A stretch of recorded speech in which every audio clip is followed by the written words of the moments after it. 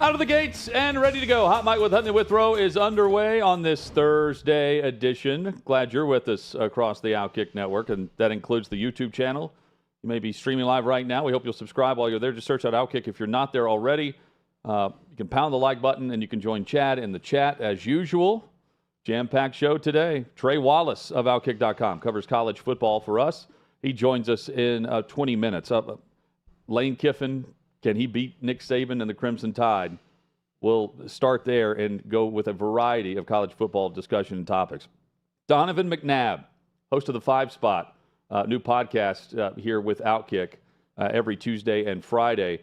He jumps on the show today, coming up at exactly 1 hour from right now. He'll hit us at the top of hour 2. Armando Salguero with the latest across the NFL as well later in the show. Chad, good afternoon. Good afternoon, Hutton. Excited about this guest list today. And what did I say last week? It's official. Thursday's the start of the weekend. So happy weekend to everyone. Football is here. San Francisco and New York tonight. Yeah. Thursday night football. We start with our top headline, Scorched Earth, with the NFL and the craziness that are the Chicago Bears.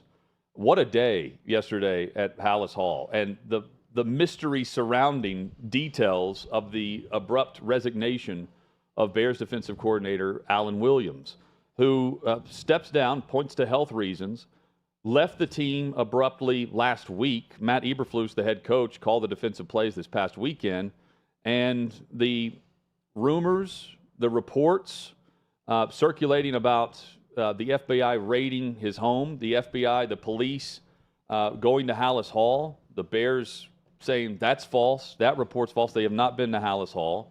And in the meantime, reports surfacing through Pat McAfee and others that the FBI did go to the home of Alan Williams. And now we're sitting here going, is it health reasons? Because it seems a lot deeper than that and what they're looking for. And, Peanut Tillman, a former Bears defensive back, he's now in the FBI. Chad, the lack of detail and the secrecy, the mystery behind it allows everyone to believe there's more to it than just stepping aside for health reasons. Meanwhile, the attorney for Alan Williams, former defensive coordinator of the Bears, is Andrew Stroth, and represents him. He said he was taken aback by some of the rumors and innuendo circulating through social media about the whole situation. And he declined to say how long he's known Williams, but said Williams is dealing with a health challenge and personal family matters that prompted him to step away. This is bizarre. Yeah, Patrick Finley of the Chicago Sun-Times is who had that report directly from the attorney about no FBI raids. This started when a Chicago sports radio talk show host said that there was a raid not only on Williams' home but also on Halas Hall. What is going on here? And said that Peanut Tillman called Eberflus and informed Ryan Poles about it, too, their general manager. I don't think the attorney's lying about that when releasing a statement, right? They just wouldn't say anything if they didn't want to about any type of FBI raid, and now continue to cite health problems with Williams and his family and family issues. This is an odd story, and I just don't like. There needs to be some sort of recourse if there is absolutely no truth to a report from a talk show host that the FBI raided his home and raided Halas Hall. That seems like a pretty important detail to get wrong. And the only detail that the Bears are clarifying is the Halas Hall detail of things. Here is General Manager Ryan Poles discussing this with the media earlier today. In terms of Allen, I don't have many details to add there. We try to work in truth. And I know there's a ton of misinformation out there. Yesterday, we talked about Halas Hall being raided. That was completely false. Don't even know where that came from. Worked with Kevin and George, all of our leadership, to make sure we were handling it the right way, communicating properly, and then obviously everything concluded yesterday. But we have a ton of confidence in our plan moving forward.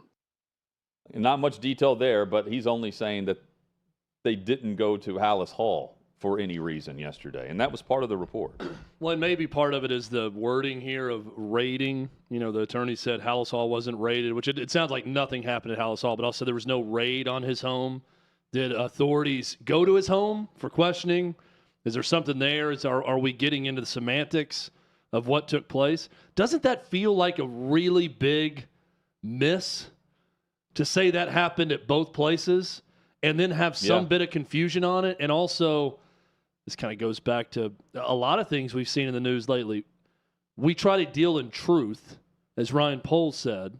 There's a lot of misinformation out there. The one bit of misinformation that he was willing to clarify was there was no FBI raid on Hallis Hall. Well, then what is going on? Can you tell us about his private residence and what happened there? The attorney saying this. I don't think that the talk show host has backtracked on what he said either. This is just a very, very odd story that I think, people want to know exactly what's happening. And if there's some sort of health issue and health problem that people keep citing, yeah, but you wouldn't have a raid for a health issue. Exactly. But they're saying there is no raid. At least, there's no raid at Hallis Hall. Right. They've said the police were not there. And his attorney saying there's no raid at his home. Yeah, but it's bizarre, Chad. The whole thing. It's a weird story, and this is the story now for the Bears, is to find out what's happening with the defensive coordinator who just abruptly resigned. But this all coincides with the Bears just looking miserable through 2 weeks. Awful. And Justin Fields being honest and being, raw with the media. Yesterday, early in the day, where he is putting coaching at the forefront, saying he feels very robotic, that he's not, himself within the offense. And all of that is true. And then he, in the afternoon, comes back and meets with the media and wanted to clarify and step in and say, like, I'm not calling anyone out. If I'm pointing to anyone, it will always be me. And watching him discuss that, I like Justin Fields, the way he comes across there. And that is PR and who knows who else, agent, who knows, going to him and letting him know how the comments came across and how social media was turning. And it's also him getting in front of, before the entire locker room just throws in the towel in week 3. You have an opportunity to be a leader. And I thought the way he came across trying to hit home the message that he's always going to say that it's on him first and foremost, and he's got to be better. He does. And he's not saying anything that was incorrect about the way this offense has looked and the coaching behind it. A guy that rushed for as many yards as he did last year has 5 carries through 2 games right now. That's malpractice. That's forcing someone within a pocket that doesn't need to do that, and that's why he feels very robotic. I would tend to agree with him on that, even though the way the comments came across were a shot at the bow of the Bears ship. This is also him trying to put out the fire in one apartment when an entire building is on fire. And he knows that he set that apartment on fire with his first comments. That leads to even more of what's happening with the Bears. And all he did was extinguish the flames in one part of the building. And the rest of the organization is burning down right now. On field, off field, with whatever's happening with Alan Williams. That no one will say what it is. I wish the attorney that's on record about no FBI raid would clarify what is happening and why someone would resign so quickly.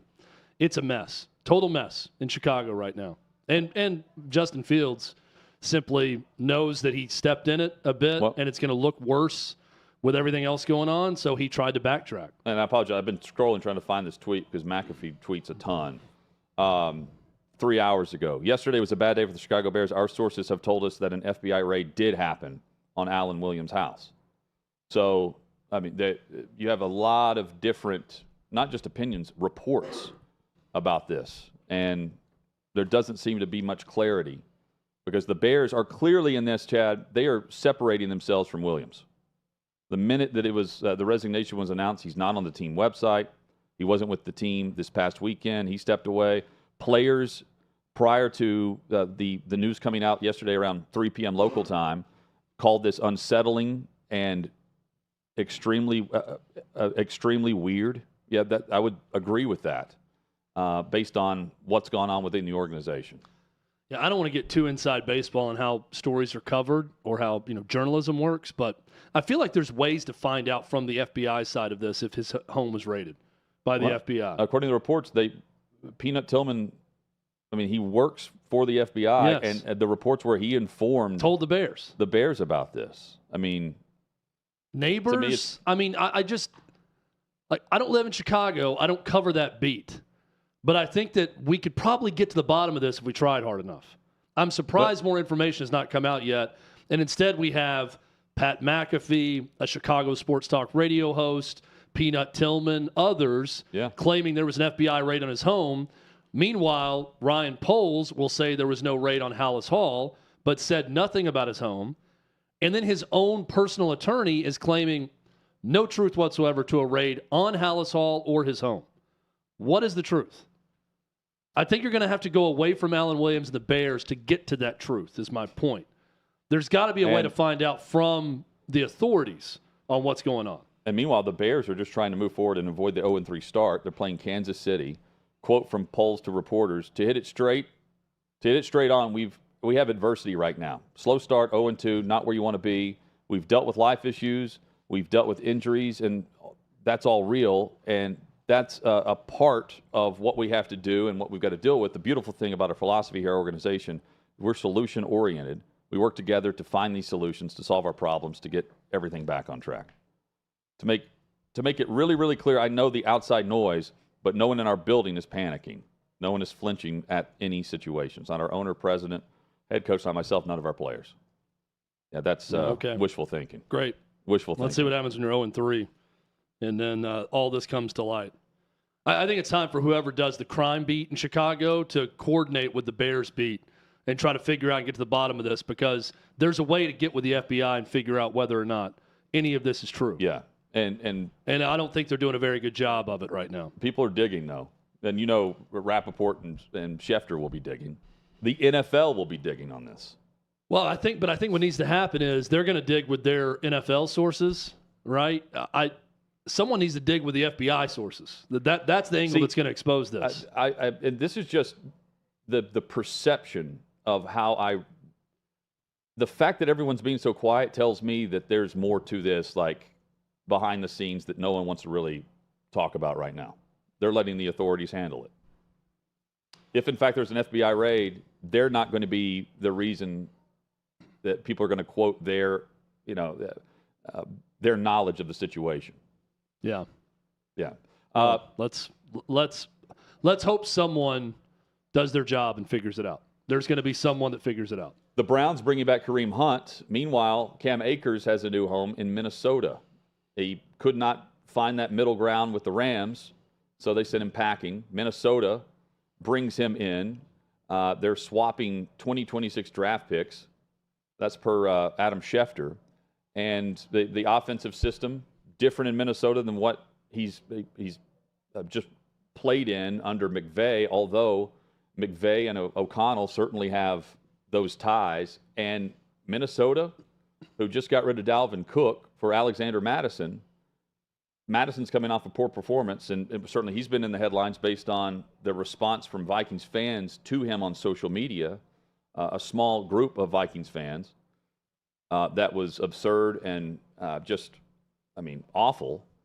They now bring in Akers to help what can be now a dual threat option out of the backfield for Minnesota's offense and Kirk Cousins. They were going more pass anyway, but they can't just abandon the run and rely on solely Alexander Madison. Now Akers comes in and has a chance to really prove that he was in the wrong system. I know it's 2 games, and we've seen teams recover from 0-2 to start the year. It feels desperate already. It feels like desperation times for Minnesota. Making this move, but also knowing this is your last go with Kirk Cousins. There's no waiting in the wings type quarterback candidate in Minnesota for who's going to be next. They shouldn't be awful at any point this year, so you're not going to draft really high in next year's draft. It's a sort of a boom or bust type deal, and they got to turn it around immediately. So I'm not saying it's complete panic button time yet for the Vikings, but you're probably a game or 2 away from that being the case. And this feels like a team that's saying, we have to do something to get something out of this final year with a good quarterback in Kirk Cousins, knowing he's not the long-term answer. So let's trade for Akers and see if we can make it happen that way. And I don't think that's going to be the move that turns the Vikings into the champion of that division. No, but it does. That division, though, is winnable. They could be adequate at the position. Yeah. They're definitely not the worst team in the division based on the first team we opened Scorched Earth with. Yes, with the right. Bears. So how good are the Packers? Look good against a really bad Bears team. Yep. Gave up a big lead against Atlanta in week 2.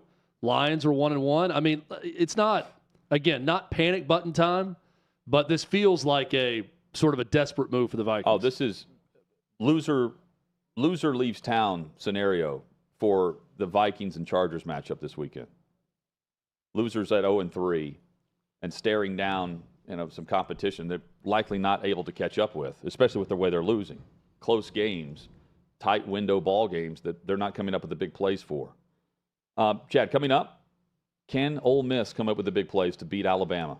They haven't had that in the past with Lane Kiffin at Ole Miss. But this seems like a different confidence level with Kiffin this week. Meanwhile, confidence is down in Nick Saban's program. We'll lead off there, but there's plenty of great matchups. 6 top 25 matchups throughout the weekend. Trey Wallace weighs in on those straight ahead. Hot Mic with Hutton and Withrow across the OutKick network rolls on.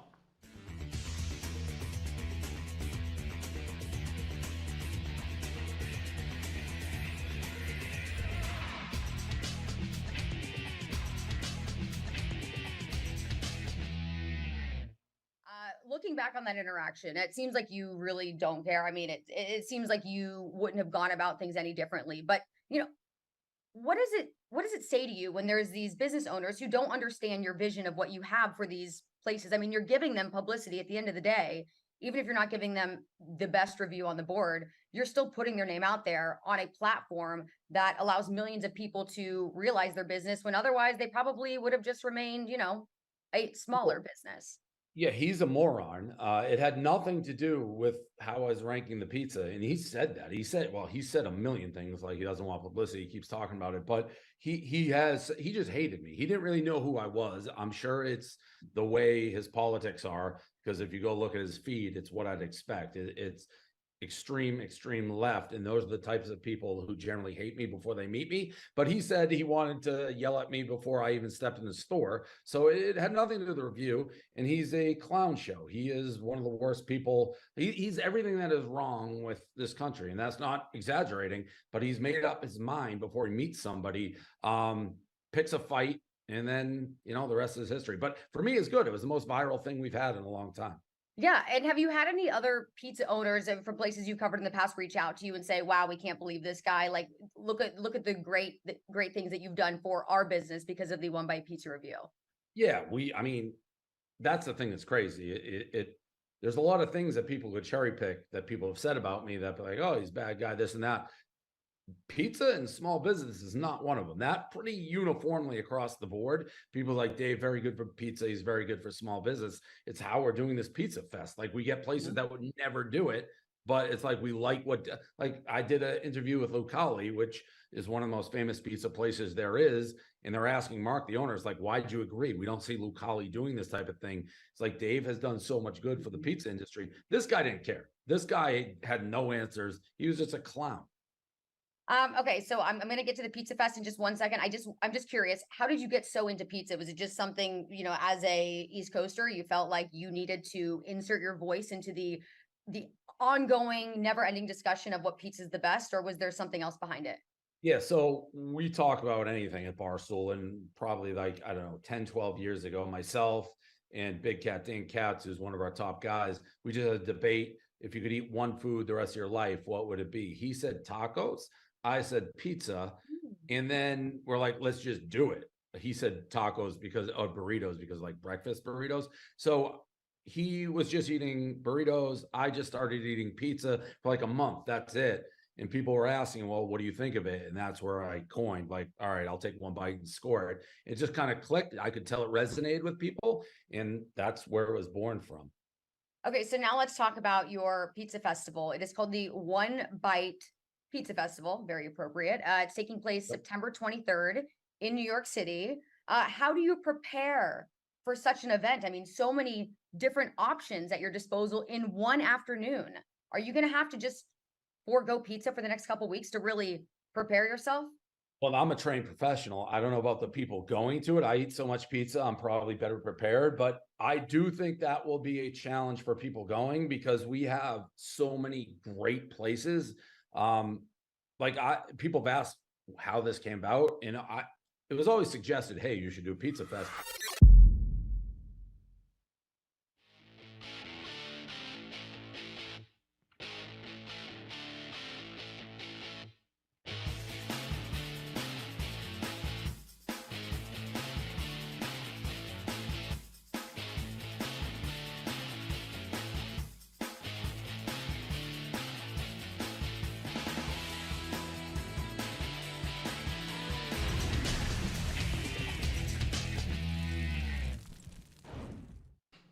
Sixth and Peabody, our location with EHA Beer and Old Smoky Moonshine. Coming up in 40 minutes, Donovan McNabb will join us, plus Armando Salguero. Right now, we say hello to Trey Wallace, OutKick's senior college football reporter, who joins us here on the show. Trey, good to see you, man.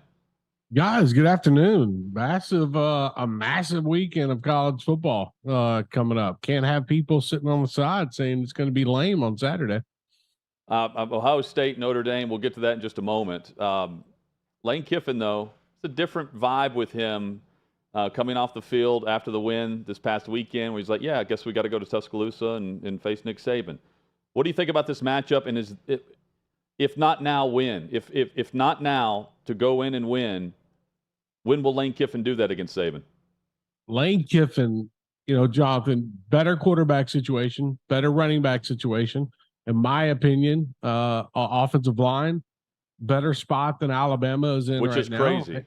Which is, yeah, and it is wild. I was going through the stats and I was, writing that article for yesterday, and it is wild. It is crazy to think that Alabama is underneath that Ole Miss level at certain spots right now heading into this matchup, but that's just how it is. I mean, Jackson's Dart, if he goes in there and just plays his game, this is something where you also can run the football in Alabama, and that's saying a lot. But I'm saying you have the tools to do it. Like, look, they haven't won in Tuscaloosa since 2015, but Ole Miss comes into Tuscaloosa on Saturday with, in my opinion, a better opportunity to win. And I agree with you on the if not if win situation, because I don't know if you're going to find Alabama in a situation like this in the future, and who knows what the future entails. But I'm saying right now, where you're in a better spot when it comes to offensive pieces of the puzzle that have not been the case in years past. And I agree with you. Lane Kiffin has done his best on social media this week to kind of poke the bear a little bit. He did it with the Kevin Steele comments on Sunday, saying Kevin Steele is really not the defensive coordinator anymore. Tavarius Robinson is the defensive coordinator, and Nick Saban's done this secretly. So he's poking, and I think that they know in Tuscaloosa that they have got a situation on their hands when it comes to how to contain Jackson Dart. What do you do at the wide receiver spot? You saw where the secondary got beat up against Texas, for Alabama. So this is the perfect opportunity for Ole Miss to do this. And for Lane Kiffin, I was trying to go back and think of, what is a signature win for Lane Kiffin at Ole Miss? And I could go, maybe one or two games that, enticed me a little bit to kind of put that in that category. But Saturday could be the game. And I think that's a lot of pressure on Ole Miss, a lot of pressure on Lane Kiffin. But, if they go out and do what I know they can do on the offensive side of the ball, it could be an interesting game for Alabama when it comes to that fourth quarter, Jonathan. It's a really big week outside the SEC. We'll get into some of those games, but one just broad SEC question for you, Trey. Certainly feels like the league is down this year as opposed to last year. I think 2022 Tennessee could win the SEC in 2023 and maybe the national championship if you put that team in this season. And that was a team that did not make the playoff or the SEC championship game a year ago. My question is, who's the most likely to improve as the season goes on and put themselves in position? I'll give you a candidate, LSU, who looked awful in the second half against Florida State this year and looked damn near perfect in Starkville on Saturday for 60 minutes.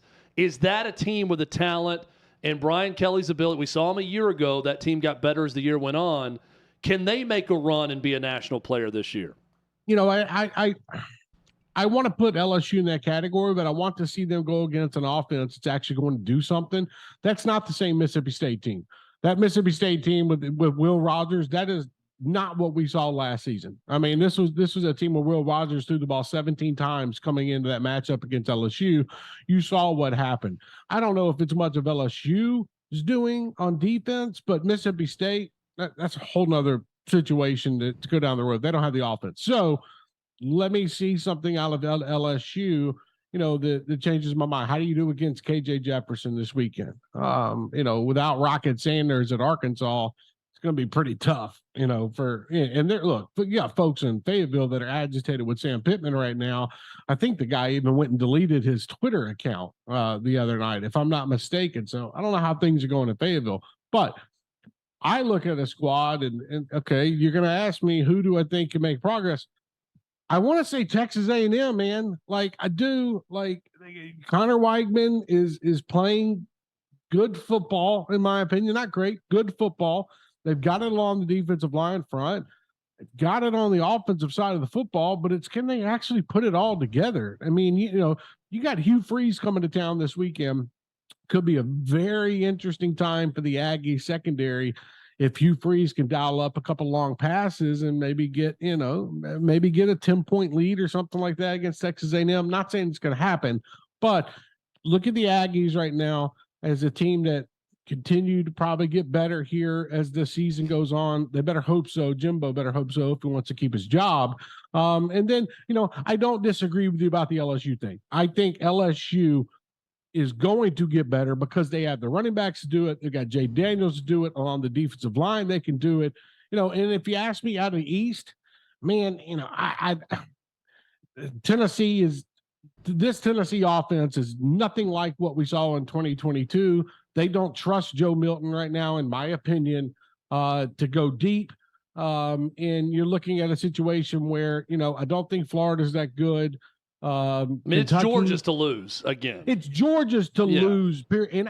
And here's personal opinion: if we see Georgia's offense play the way that they did against South Carolina over the course of the next 6 to 7 weeks, I do think that there's a game Georgia will drop. I don't know who that team's going to be, but somebody's going to catch them napping like we saw in Athens this past weekend. And it took Kirby Smart chewing their ass out at halftime to finally get them clicking into that game. So, you know, we're going to see, but I think it all comes out of the West, Chad. Trey Wallace with us. Trey, the week 4 matchups feature 8 games between 3-0 teams. One of those is Ohio State against Notre Dame, and Sam Hartman completing 71% of his passes, 13 touchdowns, no interceptions. He's playing great.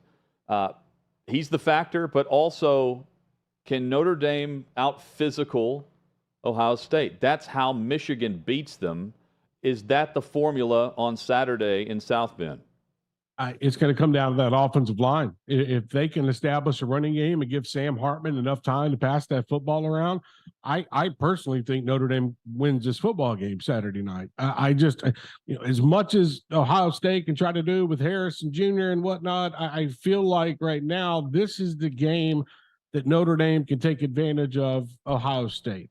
And if you get personal on that offensive line, you get aggressive, you know, you get 3-4 yards on a carry. You know, this is where the separation comes, and we get a full look at Ohio State. Like, I think I know what Notre Dame is going to be this year. I think with, you know, after 3 games and watching Sam Hartman throw the football around and them rush the ball, I feel like I've got a good eye. Ohio State, we really don't know yet. what you have as a whole, McCord at quarterback, and then okay, what do they do at the linebacker position? Like a lot of questions going into this one. But as a whole, Saturday night, South Bend, primetime television, they're going to have a green out. I was told like everything lines up for Notre Dame and Sam Hartman and Marcus Freeman to get a massive win on a big old stage Saturday night.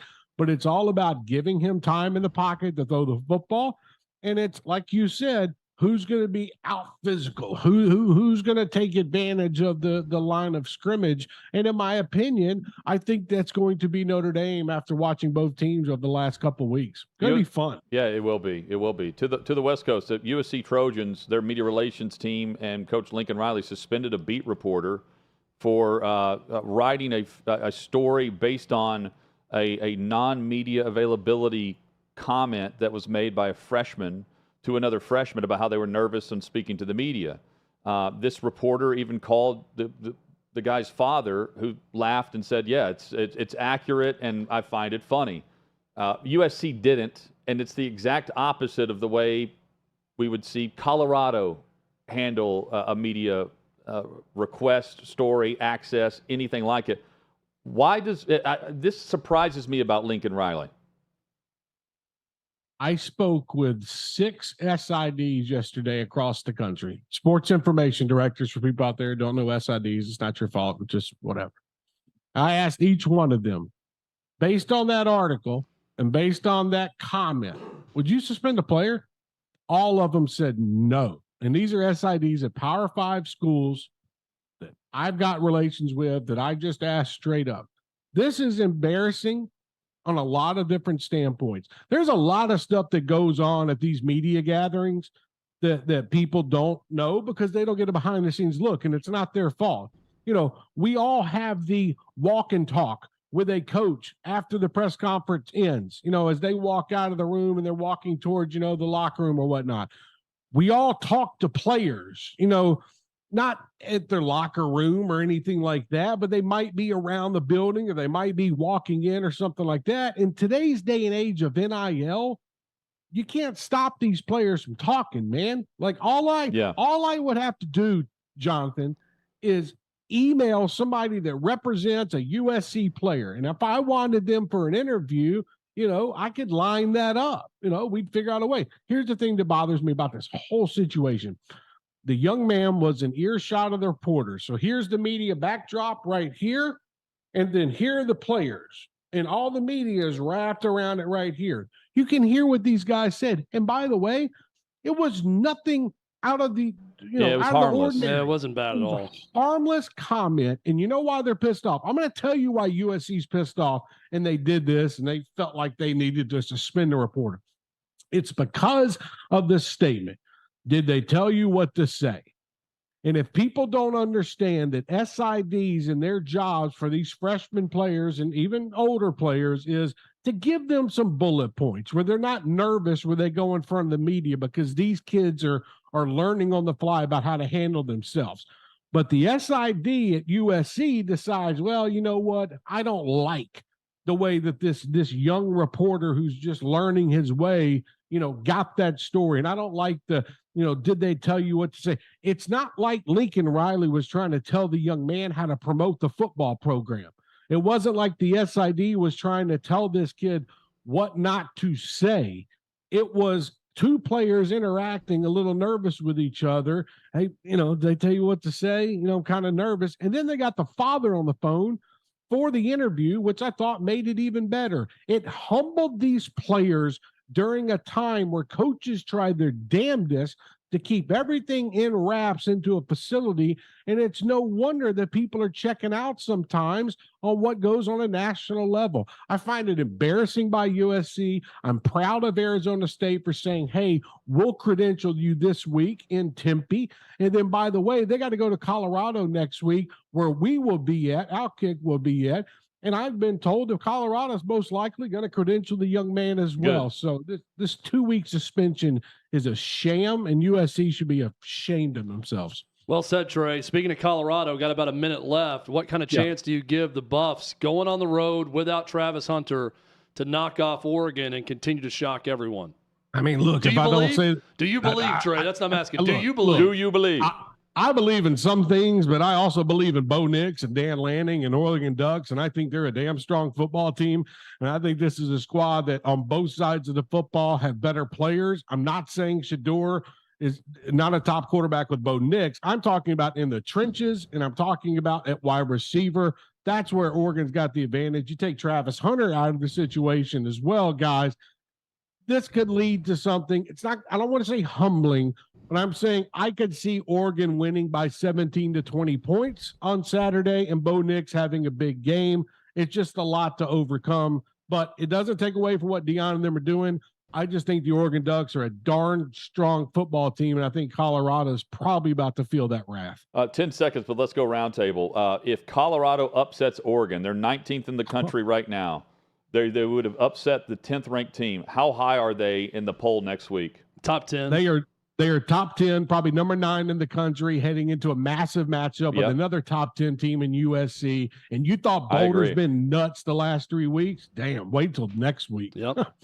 And again, top 10 versus top 10. If one more win, and they're in the top 10, and they are a national title contender. That's the storyline there, because they're in the top 10 within range of the college football and playoff. within range of October. I mean, we were almost into October at that point, and they're in the top 10, and we're talking college football playoff. It's remarkable. Real quick, we've seen them do some crazy things, guys. It would be crazy if they wanted Oregon, but I'm just saying Deion Sanders has got away. I'm not saying they're going to win, just whatever. I was surprised by TCU, that's for sure. Trey, thank you so much, man. We love the work, and we'll be following it this weekend. Thanks, guys. Have a great weekend. Trey. Thank you so much. Appreciate you. Trey Wallace, OutKick.com, to read his great work covering college football. When we come back, NFL Eliminator picks, plus a tropical storm that's impacting Week 3 NFL games.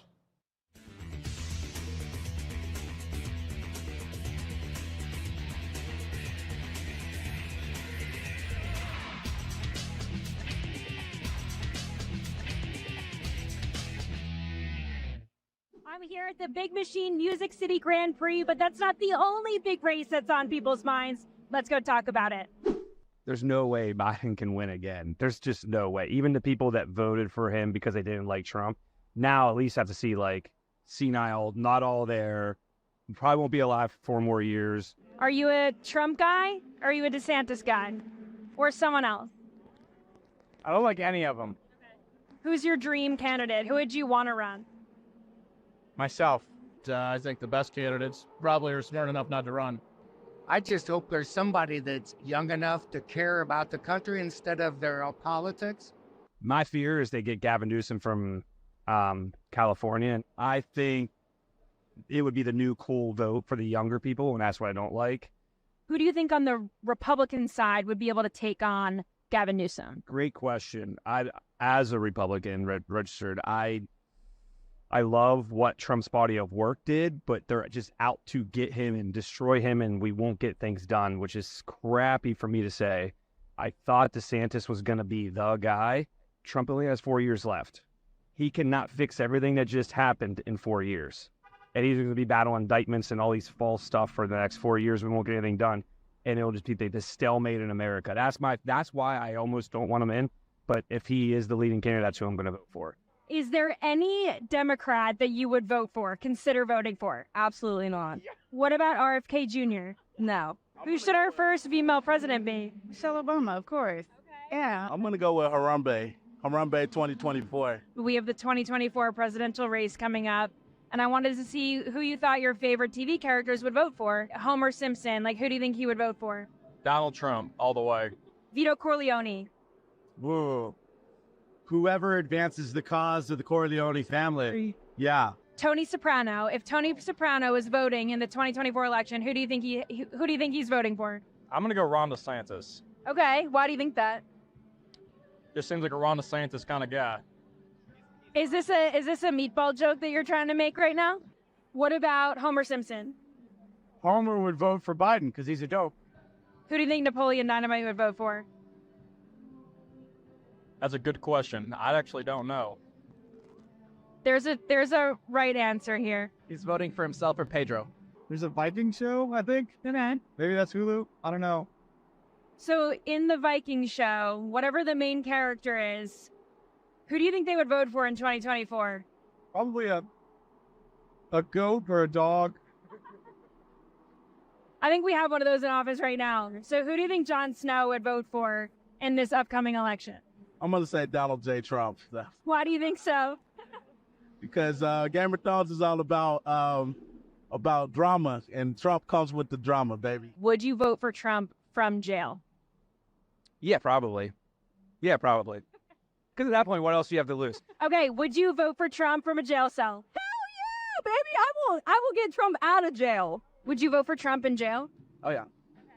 Based as The thing that Trump needs to remember is there's another political figure that said, I don't recall very well. Yeah. And that's all he's got to say. Is there like a dream candidate, someone that you think could like save us all? Yeah, Jesus. Amen to that.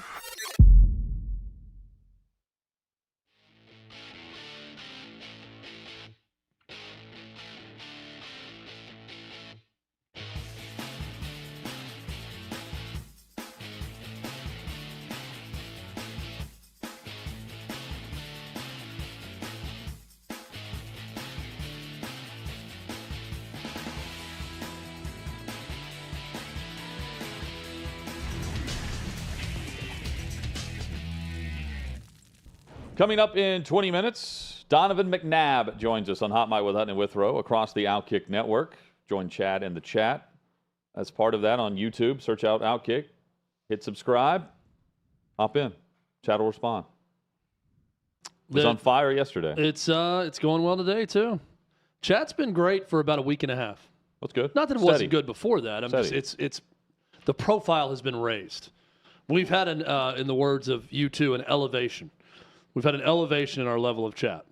Good. We're growing. Great song, by the way. Very underrated U2 song. So there's a tropical cyclone that seems to be tracking for a direct hit Sunday to 3 games that will affect the NFL slate. Right now it's Washington and Buffalo, Baltimore and Indianapolis. That's in Baltimore, and the Jets taking on the Patriots. Typically, this is Miami Dolphins' time to be hit with a deluge of rain and storm. And for years, I've just ripped into the league with scheduling because the first 2 weeks of the season, the Dolphins have been home, and those games are notoriously postponed, delayed, moved up, and they got it right. The Dolphins were on the road the first 2 weeks of the season. They're back home, and luckily for them, that this isn't going to hit them. This is going to hit the East Coast. So be on the lookout there if you're a fan of any of these teams or just trying to play in your fantasy rosters or whatever. But this could really impact what they want to avoid. And this happened with the snowstorm 2 years ago in Buffalo. Yeah. They don't want fans out in the weather, the diehards who are going to go to the game and out on the roads driving, and the potential for an accident and other things. So I totally understand that. Well, they work Buffalo, with the local government. It was a big. They didn't want their emergency resources stressed with having to cover a game also and people on the roads that could cause issues. Well, but that's another big part of this. But you also had people snowed in that were having problems. They didn't want any of the medical staff at the stadium instead of out helping others. And in this case, you hope to get the games in, but it's rolling through Saturday up the East Coast, and then by Sunday and into Monday, it'll be in the New York area. I wonder how likely it would be to push it back to Monday night. Some of these games. You could, but you already have a doubleheader on Monday night again this week. Yeah, I mean, it's not ideal for but you would television. Have to, you're right. You'd have to do that. But when they do that, it's just the something. local broadcast anyway that they do, the regional map that they would use that would have that game.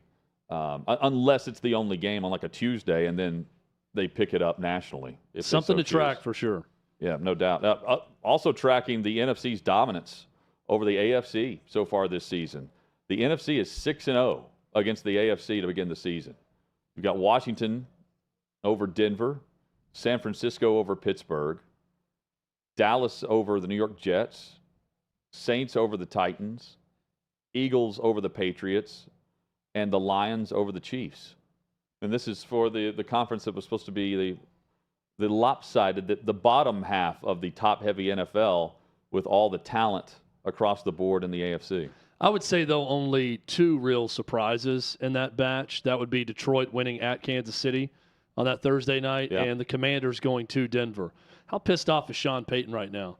2 winnable opponents at home to open his tenure as the savior of the Broncos, talking all that trash about Nathaniel Hackett from a year ago, and they let 2 get away. Well, I mean, and it's not because Russell Wilson hasn't looked good. Yeah. He hasn't been the problem. He's been better.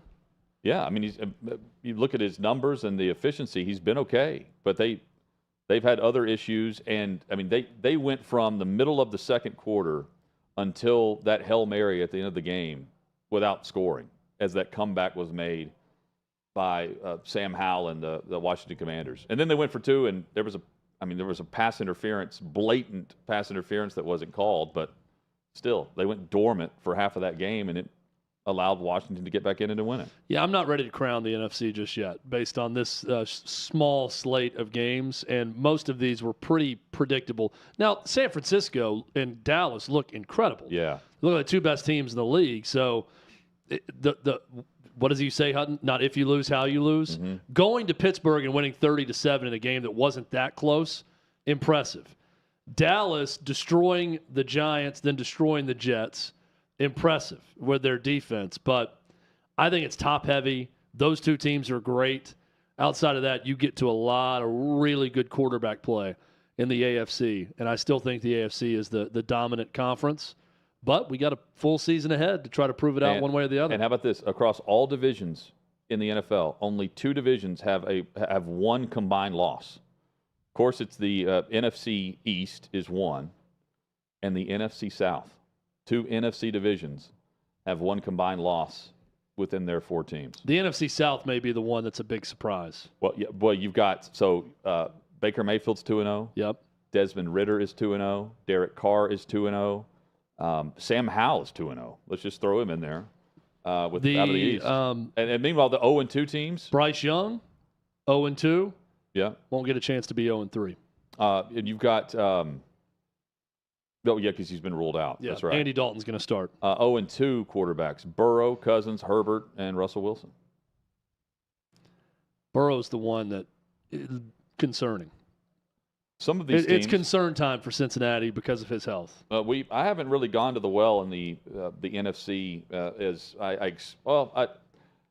I should go harder in the NFC when in regards to their start to the season based on these results. I haven't, but I have at least been consistent through the first 2 weeks. Chad's got he's back on a roll. Yeah, there's not in the NFL Eliminator picks. I don't believe in any of these teams in the NFC other than the top 2. Well, I think some could be pleasant surprises, but I'm not looking at it and thinking, oh, this team, the Saints could win the Super Bowl, or the Falcons could win the Super Bowl, or Baker. I go through the AFC and I think the Ravens could win the Super Bowl. Sure. The Bills could win the Super Bowl. The Dolphins could win the Super Bowl. Team after team after team after team that I could see that scenario. I see 2 in the NFC that I honestly believe could win the Super Bowl right now. And that's it. And it's the top 2. And I think the Vikings others are going to have. There's going to be some good surprises Dolphins, there. Excuse me. It's definitely better than we expected. What about Dallas? But top tier, it is Dallas and San Francisco. But not Philadelphia? Philadelphia, yeah. I'll add Philadelphia in there as well. So those 3. Okay. There's just more in the AFC. Better depth. Oh, yeah. Better depth of contenders. And banged up, too, with some of the preseason contenders. We are eliminating teams one by one as we back them, and then we can't pick them again. With more, here's Davey Hudson. Hey, guys. So for NFL Eliminator, we move on to week 3. And as of right now, Hut, you are 2-0. I am 2-0. Chad, bounce back barely last week with the Giants winning to go to 1-1. Tremendous come-from-behind victory for Chad Withrow. What was that, Chad? 20 points? Josh Dobbs almost really screwed things up for me. Guy was remarkable in the first half of that game. They really screwed things up for everyone in Arizona. That number 1 pick. Yeah.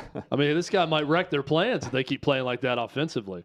But yes, the Giants. Again, terrible at predicting things, good at reacting to things. That's my MO. It showed again last week when the Giants almost wet the bed against the Cardinals. Well, Chad, you have the first pick this week.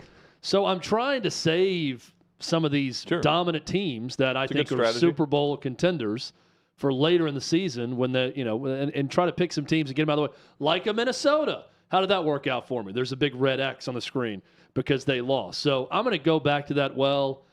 I'm going to go Seahawks.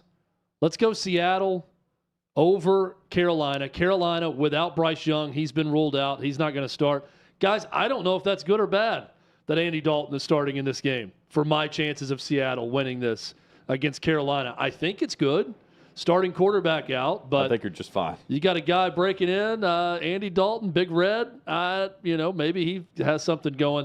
I feel pretty good about it, but everything I feel good about turns to what. So I'm not confident. Well, Seattle's coming off of that big overtime win in Detroit, and I did not see that coming after the way they looked against the Rams in Week 1. Geno Smith. Good lessons in. This is a week-to-week league, and what you get one week could be the complete opposite next week.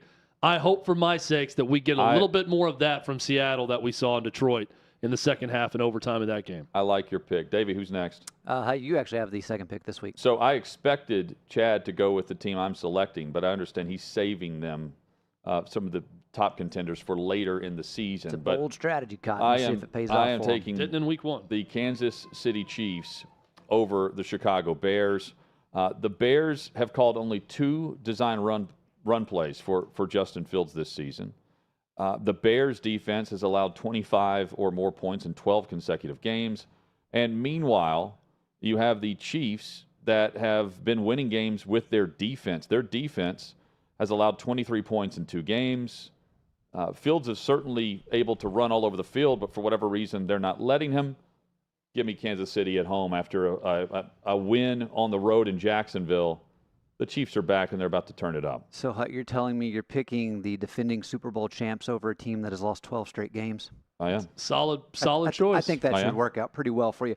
Guys, my pick actually happens to be going on tonight. I'm going with the 49ers over the New York Football Giants. Let's go Giants. I look at the Giants, and They're back, right now, baby. the 3 most important positions in football: your quarterback, your left tackle protecting your quarterback, and then the guy trying to get to the quarterback on your defense. And right now, the Giants banged up on the left side of the line. Both their starters are out. Andrew Thomas and Ben Bredson, they're gone. And then on the other side, Azeez Ojulari, he is out for the Giants tonight. They don't have that. Even if they were at full health, they probably aren't going to fare well against the 49ers, let alone the amount of injuries, not even mention their best weapon, which is Saquon Barkley out. So I just see it as an uphill battle. This game is in San Francisco.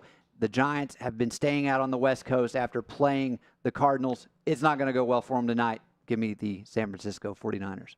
And it is I stayed out there when the Titans went to Arizona, and then the next week they had San Francisco. But it was the entire week. This isn't that bad for New York because of the Thursday night game. But it is a long week and a long wait, and especially for players and coaches that have families back on the East Coast. And you're trying to keep updated with everything. Like it's hectic. But being that it's on a Thursday night benefits the Giants in that regard. Davey, I'm with you, though. I think we have 3 winners here. I think the Giants are going to build some camaraderie this week, hanging out on the West Coast. I think this is the time they really put it together. Without their best running back, offensive lineman, and edge rusher? I'm totally joking. They're not winning. Davies got this one right. You made a good point. We'll save it for Hutton's one big thing, but I'm curious if you could guess Daniel Jones's record at night. Well, if he's playing a night game, it's usually, unless it's a Thursday night throwaway game, which it never is for the Giants, it's usually against a high-profile opponent. Right. So I'm going to guess really bad. I'd say bad to fairly bad. I will say his last night game ended 40-0. Yeah. What's him the on the losing side? They also were pretty good last year, though. They were, but I don't think they had a lot of night games last year in those wins. What's his record, Davey? I will save it for Hutton's one big thing. I don't want to take it away coming up later. Nice. I feel like it's like kind of like a summer camp deal. We're all out there. We're out here together. We're staying in 5-star resorts out in Arizona together. It's just a one for all for one. We're ready to go. No one within the organization, any NFL organization, could stay at the casino, but I did. I had my own room down at the Crazy Horse or whatever. But you abided by all the rules. Crazy Horse didn't step Casino foot out in there the casino. The reservation. What? You abided by all rules. Didn't step foot in the casino. No, I stayed there.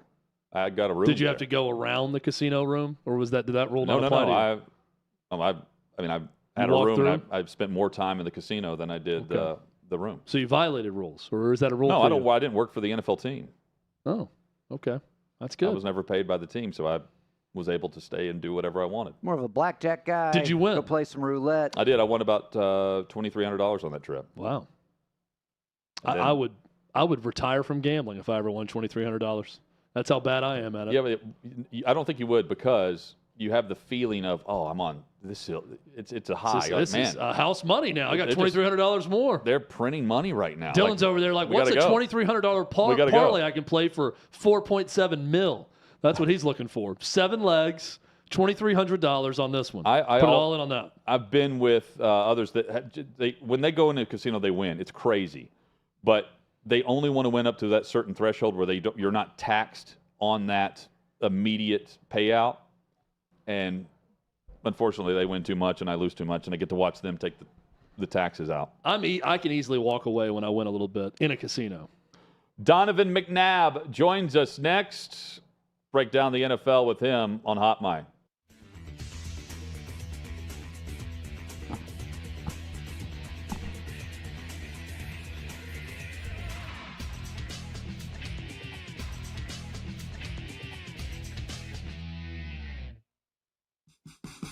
What you're experiencing is the bold taste of a Southern legend. Old Smoky Moonshine and Whiskey, authentic Tennessee mountain-style spirits.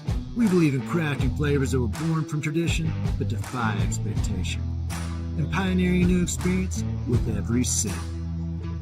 Because if it doesn't do this, it ain't this. Old Smoky Moonshine and Whiskey.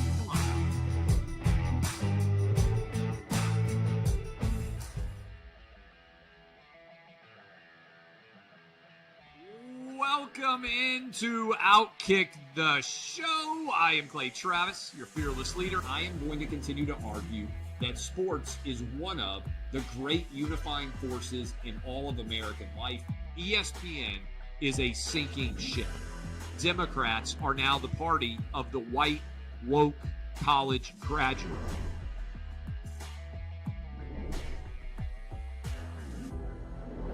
We live in a land of participation trophies. You gotta lean into the turns. You really gotta lean into the turns. When Leah Thomas walked in that first day, it got silent, and every girl was uncomfortable. Very difficult to go back-to-back years in the NFL with the number 1 overall pick. Is it fair for people to be upset with Barbie? I've been out of LA long enough to have forgotten that libs, no matter how ridiculous the scenario, are gonna live. Another week of inflation, another week with Biden with COVID, and another set of losers to crown. People don't watch the WNBA on TV, in person, on a plane, on a train, on a bus, or on purpose. I mean, what have you seen firsthand of how this has affected you in the plant and your fellow employees? Under Joe Biden, the Taliban has retaken Afghanistan. Putin has invaded Ukraine. So if there was ever a time for freaking aliens to inhabit and conquer Earth, now would be that time. We've seen coaches throw water bottles. We've seen coaches act like idiots. We've seen coaches slap other coaches. But I think if you're involved in carjacking, you're inherently a rotten human. The level of stupid that sometimes gets on our YouTube chat just gives me a headache. You're born a male, play with males. You're born a female, play with females. Don't at me about it. The American people are being cheated. We, ladies and gentlemen, are being cheated. There's no doubt in my mind he could have caught the ball in his back pocket if he'd been running. Blowing a lead and losing a game is 100 times more lasting and painful in some clubhouses than losing the game 15-0. If I had to start a list in the last 10 years of horrible underachievers, he's at the top. We were directly impacted by the whole Leah Thomas thing, and we were able to see you guys on the ground with your signs supporting. That was huge. They were saying, oh, it's only 1 or 2. That's rubbish, and we all know that's rubbish. Once those trans-identifying males were able to succeed, it just encouraged others.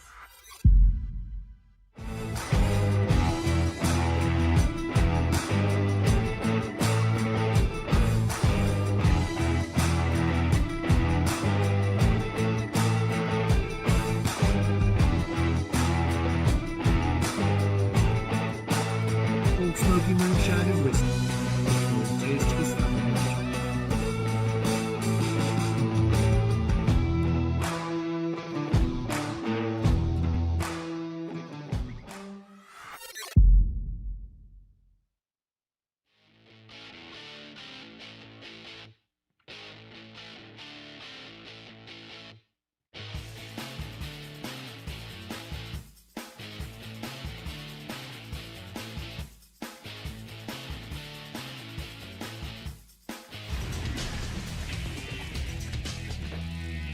Just like that, the second hour is here for the Thursday edition. Hot Mic with Hutton and Withrow across the OutKick Network. Chad, your thoughts on hour number one?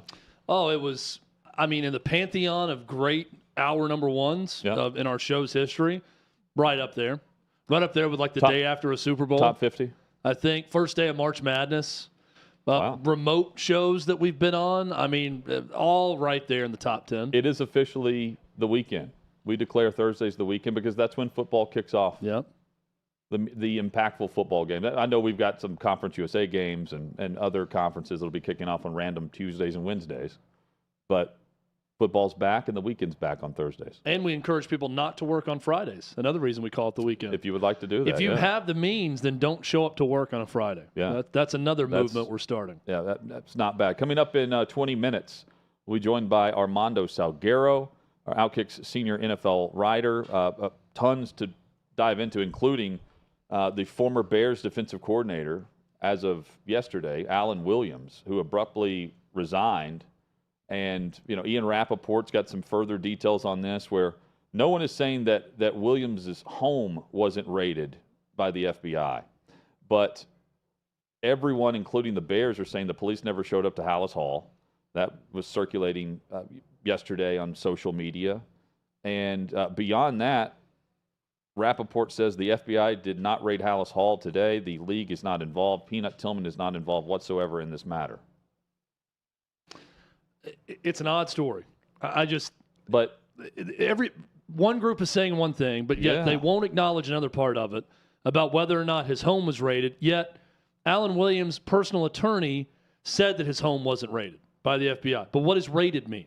Is there another definition we're leaving out here? Did they go and knock on his door for something? And what does health concerns mean and family concerns that no one will comment on one way or the other? And then at the It's end a of the very statement odd saying situation. he's going to return to football. He's going to be a coach again. And his attorney was also saying that. His agent was also saying that.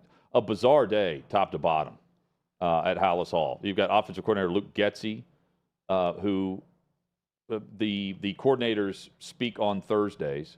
He spoke today to the media, and Getsy was like, look, this is Fields being a leader. There's no friction. And by the way, all indications, all reports are Fields and Getsy are very close. Like he goes over to Getsy's home to break down film with him, or they'll go over just to talk about matchups and different things. But I'd be frustrated too if I'm Justin Fields and I'm standing in the pocket. I also buy into the fact that you need to have a pocket presence to be solid in the NFL. But five quarterback attempts on the run game by him in 2 games is not that style. That's not why you draft Justin Fields. That's not why you put stock into him instead of keeping the number 1 overall pick. Well, and we're going to talk with our next guest about how to utilize a player like Justin Fields and what can happen when you silence one part of a quarterback's game and you don't embrace it and you don't call plays and design an offense for that player. Maybe what we're seeing in Chicago happen with Justin Fields. When did you get confirmation that Donovan is with us? He's not there yet. Okay. So here is Fields. He said he talked about thinking too much on the field. He said he needs to get back to playing free and being myself. I read into that just being able to just take off and run. Now, that doesn't mean one read and bolt. But, the games last year were close in some of these losses because of Fields' running ability. Yeah. And they only have 2 design runs in play calls for him so far. I don't understand why anyone would draft a quarterback like Justin Fields and what they saw at Ohio State and decide, I'm going to make this guy Scott Mitchell. He's going to be a pocket passer. Yeah, well, those guys didn't draft him. That's all I'm going to do with him. Those guys didn't draft him. Well, if you inherit him, regardless of what you do with him. So you're just trying to sabotage your team? No, and I've said this for the last year and a half, Chad. They have done nothing to benefit Justin Fields like other second-year quarterbacks, now third year. And Matt Nagy leaves after 1 year with Justin Fields. They bring in a defensive-minded head coach, and now you have this confusion going on in Chicago. Donovan McNabb joins us, host of the 5 Spot across the OutKick Network, which debuted on Tuesday, and it will hit every Tuesday and Friday here on the OutKick Network. We're thrilled about this. And the first episode was tremendous. We've got his co-host on this, Armando Salguero, who will be on in 15 minutes. Donovan, great to have you back on, man. We're thrilled to have you a part of all this. Thank you for having me, guys. I look forward to just being able to grow with this beautiful network and also be able to expand just from talking X's and O's and having a great time talking all sports. Armando, we've kind of clicked and kind of gelled where we want to continue to have fun, and hopefully our listeners enjoy each and every show and go from there.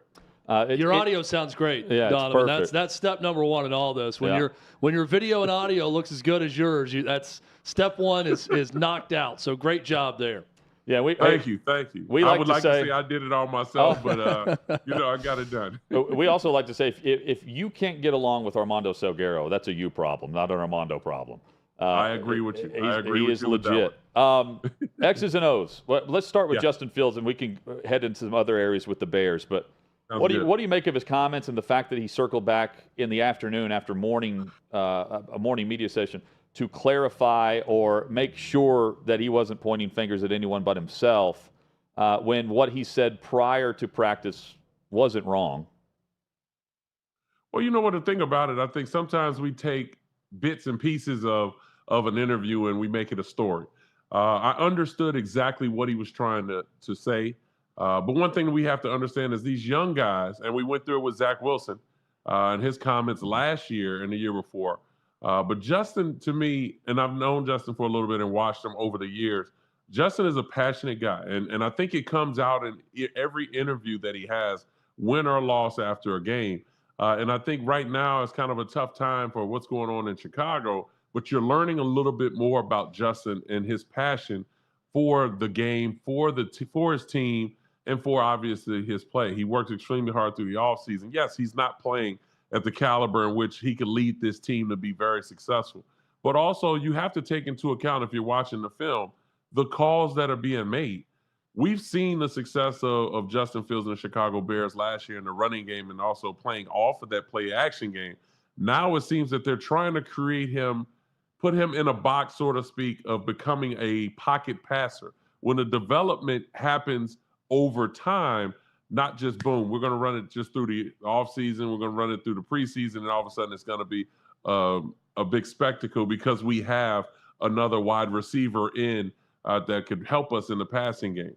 He's going to learn. It's going to be slow, but his comments alone, yes, maybe he shouldn't have mentioned the coaches. Maybe he shouldn't have mentioned his teammates. But what he was saying is everyone has to elevate their game, including himself. He held himself accountable, and that's the main thing. And I think us as listeners, we have to understand that, and we have to see where this is going to go forward. And reading the comments versus hearing him and watching him make those comments, way different. I thought he came across as a leader. Yes. And I really like him. He doesn't come across as a jerk or conceited or holier than thou. I think he's got a good mindset on what he's trying to do. But I also agree with him. Like I understand why he feels robotic because he feels stuck in a box. Well, the thing about it, I mean, when you watch this offense, first of all, their left tackle was getting beat at least 60% of the time during the game. You're getting pressure up the middle. Yes, the passing game wasn't clicking and the rhythm wasn't there. So, yes, that leads to kind of turmoil when it comes to the offensive plays being called.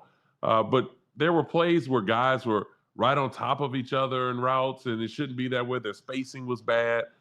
Yes, he missed some open receivers. But, you know, as a quarterback, when things aren't going well, you're trying to find a way to get the ball out of your hands and get things going. I mean, I heard a comment from one of the Tampa Bay linebackers, David, to mention that they ran the same formation and the same play and then tried to run that screenplay, which led to an interception. And so, again, when defenses are diagnosing you throughout the course of the game and you're trying to run the same plays in the same formation, that means there's no creativity. So for the Chicago Bears, did we really think they were going to come out and go 11-6, or did we think they were going to go 12-5? No. And in that division alone, besides the talent that maybe Minnesota may have, I mean, it's going to be a struggle all throughout the season in the NFC North. So I just think for what we're going to see going forward from Justin Fields, you'll see Justin Fields tuck it and pick up yards himself. But then I think they'll go start incorporating a little bit more of the quick game to get the ball out of his hands. How much of it for a young quarterback coming into the league is fit? is that important for the team they go to, the offensive coaching, and even going back to your own personal experience, Donovan, in the league as a young guy. And when you look at the 3 rookies starting, Bryce Young, who's going to be out this week, but started the first 2 games, Anthony Richardson, C.J. Stroud, which one of those quarterbacks have you enjoyed watching the most early on based on fit and what they're trying to do with those guys? You know, it's funny you bring that up. This season alone, there's been ups and downs, and there's going to be ups and downs for rookies. There's going to be ups and downs for second-year quarterbacks, and possibly in some regards, third-year quarterbacks. I mean, think of the draft class going back to Trey Lance, Zach Wilson, Mac Jones, and Justin Fields. None of them have really blown the doors off of the NFL right now. And then you go to this year's draft. I think Anthony Richardson has shown us a lot of splash plays, using his legs, being able to throw the football in a play-action game. I think the development there is something that we've seen over the time with Jalen Hurts. And obviously, coming from Philadelphia, their head coach is bringing that same approach. When I watch C.J. Stroud, and I've always said this, and I mean, a lot of people didn't agree. I thought C.J. Stroud was the best passer in that draft. He's comfortable in the pocket. He came from an open style offense, spreading the ball around, getting the ball downfield. Now, everybody's tried to bring the negative aspect of it, saying it seems like every wide receiver from Ohio State is wide open. So it felt like he was throwing to wide open receivers. I don't think that's anybody else's problem, but everybody that plays Ohio State. But I thought C.J. Stroud was the best passer. Now, the best overall player, I thought was Bryce Young. He was NFL ready. And I think being in Carolina, and you talk about fit, it's going to take some time for Frank Wright to get some pieces down there. He needs at least 2 receivers, a running back, offensive line. His defense now had to elevate, losing Shaq Thompson. And so that's going to take some time to just be able to compete at a consistent level in the NFC South. Donovan McNabb, our guest on Hot Mic with Hutton and Withrow. Where are the Miami Dolphins in your hierarchy of best team right now in the league? If they're not 1, they're 2. Behind San Fran or? Well, I'm still not on the Brock Purdy train. Everybody's jumping on that bandwagon. I'm not there yet because I don't think that they've truly played a full, complete team like the Philadelphia Eagles when they were rolling. I don't think that they've played a full, complete team. Now, they played the Miami Dolphins last year, and Tua was not the same. But I think if they played Tua this year, right now, it will be a whole different outcome. So I definitely have them kind of interchanging from what I've seen, though. But I'm just not on the Brock Purdy train to bring them to number 1. So I would say that they're the best team in the NFL right now. And I would have to say third would probably be the Dallas Cowboys.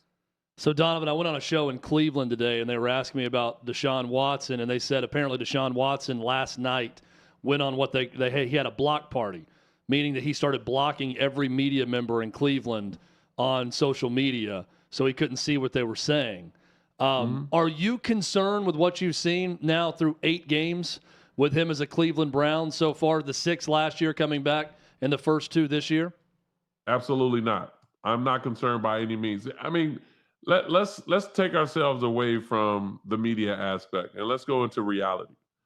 This guy sat out basically 2 years. And when he was there with the Houston Texans, they wouldn't allow him even to play quarterback because they were afraid he was going to get out there and make their starting quarterback look awful and their backup quarterbacks look awful. They had him playing scout team safety. And when he played scout team quarterback, it was almost to the point where they pretty much told him to stop practicing. So that's a whole year that he missed. Then coming over to Cleveland, where the whole situation is going on from a legal standpoint, he had to sit out 10 games and then comes back to finish the season off. That doesn't mean that he's now all of a sudden kicked the rust off and ready to go. So it's probably going to take about another 3 to 4 games for him to get going to what we've seen in 2018, 2019, 2020, somewhere in that range? Yep, 2019. And so I think it's gonna be a developmental process from Stefanski of being able to figure out the right plays for Deshaun, especially now that Nick Chubb is out. So it's going to be more of a quick game, more of the intermediate passing game. But I'll tell you one thing. If he does get back on track, this Cleveland Browns team is going to be one that's going to be scary. Donovan McNabb is the host of the 5 Spot on the OutKick Network.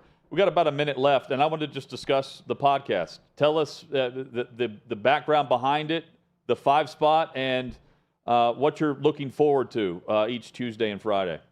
Well, the 5 Spot, I want all our listeners to relax and enjoy themselves. Nice. It's more of like a lounge period where we get a chance to talk, just like barbershop talk a little bit about football, take a little bit about basketball, college football, whatever the latest gossip is at that particular time. We won't dig too deep in too much of the gossip, but we want to be able to let our listeners know of why things are happening, when the next thing that will be positive for some of these organizations will change, and then also who our picks are for that upcoming week, and be able to go into a little bit more of the game. And so, for prime example, when we went into the whole college aspect of the spat with Colorado and Colorado State, people expected us to talk negative about the hit on Travis Hunter. And I think what you're seeing now from college football and that hit, this is where the game is from an NFL standpoint. Should the kid have been thrown out of the game? Yes, he should have from a college standpoint, from the college rules. In the NFL, would he have been thrown out? No, he wouldn't. So I just think for all of our listeners as we go along, yes, you expect a little bit of NFL football, but we'll get deep into a lot of different things, especially this weekend from what the big games are on tap for college football. There's a ton of those. And hey, don't forget to put Syracuse Clemson in there as well. Chad can do that in his top games of the week, which he debuts every Friday, which is also when you can get the next episode of the 5 Spot. Hey, thanks so much, man, and let's keep this rolling. We love the visit. Thank you. Thank you so much for having me, and make sure you tune in on Friday. It's going to be an explosive show. We got it. Thanks, Donovan. Donovan McNabb, host of the 5 Spot. Check it out right now at OutKick.com and across the OutKick Network, including YouTube, Facebook, and X. Headlines when we return in the NFL, which includes a massive injury, a key player done for the season for one of the best defenses in the NFL. Armando Salguero leads us off there, plus what's going on in Chicago.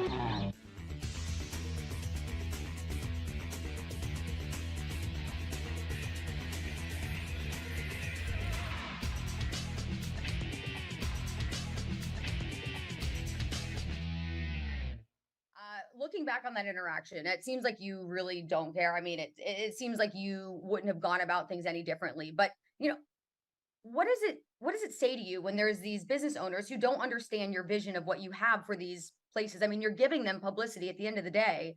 Even if you're not giving them the best review on the board, you're still putting their name out there on a platform that allows millions of people to realize their business when otherwise they probably would have just remained, a smaller business.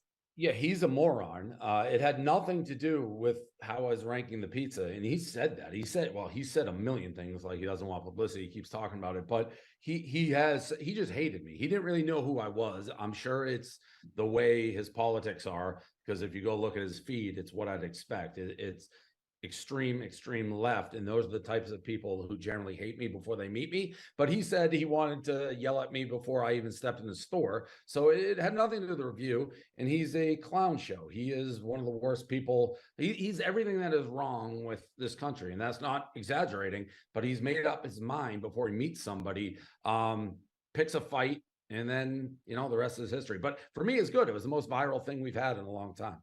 Yeah. And have you had any other pizza owners from places you covered in the past reach out to you and say, wow, we can't believe this guy? Like, look at the great things that you've done for our business because of the One Bite Pizza review. Yeah, that's the thing that's crazy. There's a lot of things that people could cherry pick that people have said about me that be like, oh, he's a bad guy, this and that. Pizza and small business is not one of them. That pretty uniformly across the board. People like Dave, very good for pizza. He's very good for small business. It's how we're doing this pizza fest. Like, we get places that would never do it, but it's like, we like I did an interview with Lucali, which is one of the most famous pizza places there is. And they're asking Mark, the owner, is like, why'd you agree? We don't see Lucali doing this type of thing. It's like, Dave has done so much good for the pizza industry. This guy didn't care. This guy had no answers. He was just a clown. Okay, so I'm going to get to the Pizza Fest in just 1 second. I'm just curious, how did you get so into pizza? Was it just something, as a East Coaster, you felt like you needed to insert your voice into the ongoing, never-ending discussion of what pizza is the best, or was there something else behind it? Yeah, so we talk about anything at Barstool, and probably like, I don't know, 10, 12 years ago, myself and Big Cat Dan Katz, who's one of our top guys, we just had a debate. If you could eat one food the rest of your life, what would it be? He said tacos. I said pizza. And then we're like, let's just do it. He said tacos because of burritos, because like breakfast burritos. So he was just eating burritos. I just started eating pizza for like a month. That's it. And people were asking, well, what do you think of it? And that's where I coined, like, all right, I'll take one bite and score it. It just kind of clicked. I could tell it resonated with people. And that's where it was born from. Okay, so now let's talk about your pizza festival. It is called the One Bite Pizza Festival. Very appropriate. It's taking place September 23rd in New York City. How do you prepare for such an event? I mean, so many different options at your disposal in one afternoon. Are you going to have to just forego pizza for the next couple of weeks to really prepare yourself? Well, I'm a trained professional. I don't know about the people going to it. I eat so much pizza, I'm probably better prepared, but I do think that will be a challenge for people because we have so many great places. People have asked how this came about, and it was always.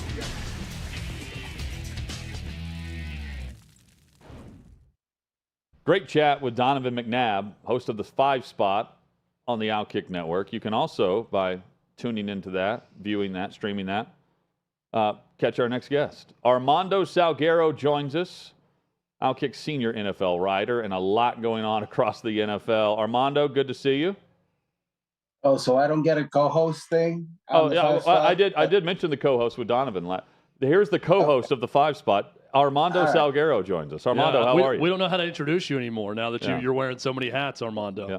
A man of many I talents. am wearing so many hats. Yeah. It's like I got to change hats all over the place. There you go. Now he's wearing Marlins. Hey, before we get to the craziness in Chicago, the news out of Dallas not good. Trevon Diggs out for the season with a torn ACL. What's the latest there? Yeah, so $97 million. He is out. He just signed that too, right? A 5-year deal? Yes, he did. Yes, he did. And, I'm not going to predict what Jerry Jones does next, but does he just simply hand over the job to Bland? I don't know. Not much you can do about it this week, but I've got to look to see who is out there that might be available in A, trade, B, basically guys you're going to bring in now. It doesn't work. So they have to go with Bland right now, and beyond that, of all the teams that can absorb a cornerback injury, I would say the Cowboys are in the best position, not because they have great cornerback depth, but because they put so much pressure on quarterbacks that while it doesn't diminish the worth of a cornerback, it certainly makes their life easier. And so what I would say to you is it's going to be all about quarterback pressure for the Dallas Cowboys for the foreseeable future as they try to, limit quarterback damage. Yeah, and to Armando's point, Bland, Deron Bland, he's the nickel that presumably could move outside. Also, to his point, Chad, the pass rush allows Igbenigany to make some big plays already, some impact plays based on how they're getting after the quarterback. Speaking of quarterbacks who spoke out yesterday, Justin Fields, and the craziness, the mystery behind former defensive coordinator, now Alan Williams, and the rumors that were circulating yesterday about FBI raids, Peanut Tillman, everything else, that even Hallis Hall was supposedly raided, which the Bears have said that was absolutely false. What do you make of all of this? And are you surprised we don't have further details to this point? No, I'm not surprised. Look, anytime your general manager is coming out and conducting a crisis management press conference, Yeah. it's a bad week. In week three. Yes, it's a bad time for your football team. And Ryan Poles, the general manager of the Chicago Bears, had to do that because they are 0-2. Their defensive coordinator quit under mysterious circumstances, and the quarterback doesn't know what he's talking about, or at least can't explain how he feels, including the fact that he's feeling that he was robotic. His word, not mine, robotic, in a loss against Tampa Bay. So all those things coming together, you get a crisis management press conference by Ryan Poles today. Yeah, and also the statement from Williams yesterday where he says he's going to get healthy and he's taking a step back for his health and to be with family, but he also says he's going to return to coaching. But this is also, I think what's getting lost here is he wasn't with the team last weekend. And the team was very vague on why he wasn't there then. It wasn't just, he's sick and he's taking care of himself. We'll let him talk about it. It was just we're moving on, and we've got Eberflus calling plays. Everything is just weird within that organization. I know it has been for decades, and here it is yet again. Well, as to Alan Williams, so he hires a lawyer to tell reporters that he has health issues and personal issues. Personally, when I'm not feeling 100%, I don't hire a lawyer. I go to a doctor. Yeah. Just saying. That's not the next logical step. So that was a little strange. Obviously, the media plays its part too in the reporting of the federal agent raid on Hallis Hall, which did not happen. And so it looks a little bit wackier than it actually is, but it's a situation that now Matt Eberflus, who is the head coach, also has to wear the hat of the defensive coordinator, and it doesn't account for the other strange tidings that include, your starting quarterback. I've got a journalism question for you here, Armando. If you are covering a team, covering the league, and let's say you work at a media outlet, let's say it's the Chicago Sun-Times or whatever it may be, how often would you coordinate with someone who covers crime, covers the authorities? Because I feel like the whole truth on the FBI deal, that even Pat McAfee's coming out today and saying our sources are saying that the FBI did visit his house, not Hallis Hall. You could go to someone who covers the FBI locally or covers crime and find that part of it out. And we don't even have that element yet. Have you had to work with other journalists to figure out the other end of a story before? How does that work? Absolutely. And not just to the height of federal agent visiting a house, which, by the way, is not a raid. Right. Okay. Semantics here could be with the attorney saying no raid of the house, right? Well, no, he said no raid. That's the interesting part. No raid of Hallis Hall. The first report was a raid of the house and Hallis Hall. And so Hallis Hall, the Chicago Bears are saying, what are you talking about? We've not been raided. No one has said, including folks at Hallis Hall, that Alan Williams' home was not somehow involved in something. So there's that. As to your question, absolutely, all the time. Look, back in my Miami Herald days, we had people that were what we call cops reporters. That's what they do. I would cover the NFL, they cover cops. And if there's ever a time where the two meet, then myself and the cops reporter would meet. And we each deal with the people that are familiar with us and we are familiar with, and we go forward and try to bring the whole kit and caboodle together to present as factual a picture as we can. How much does this feel like, back to on the field matters that we can speak on, how much does it feel like an elimination game between the Vikings and the Chargers? this weekend when those two teams face off, trying to avoid 0-3? Wow. Loser leaves town. Yeah.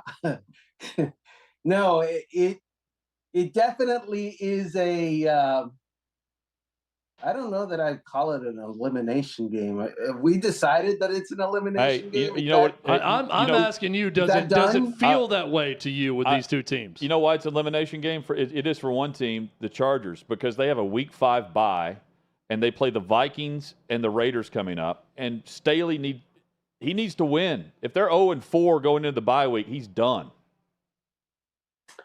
That's different because I thought you were saying about eliminating teams. Isn't an elimination game for Staley is a different question, is what I'm saying. Yeah. I mean, I thought the first two games that he's put on tape this year have been horrible.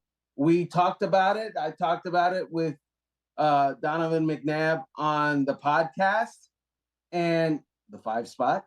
And in my estimation, he has done the worst job of any coach in the NFL this year so far because he has gotten the least amount of production with the most amount of talent.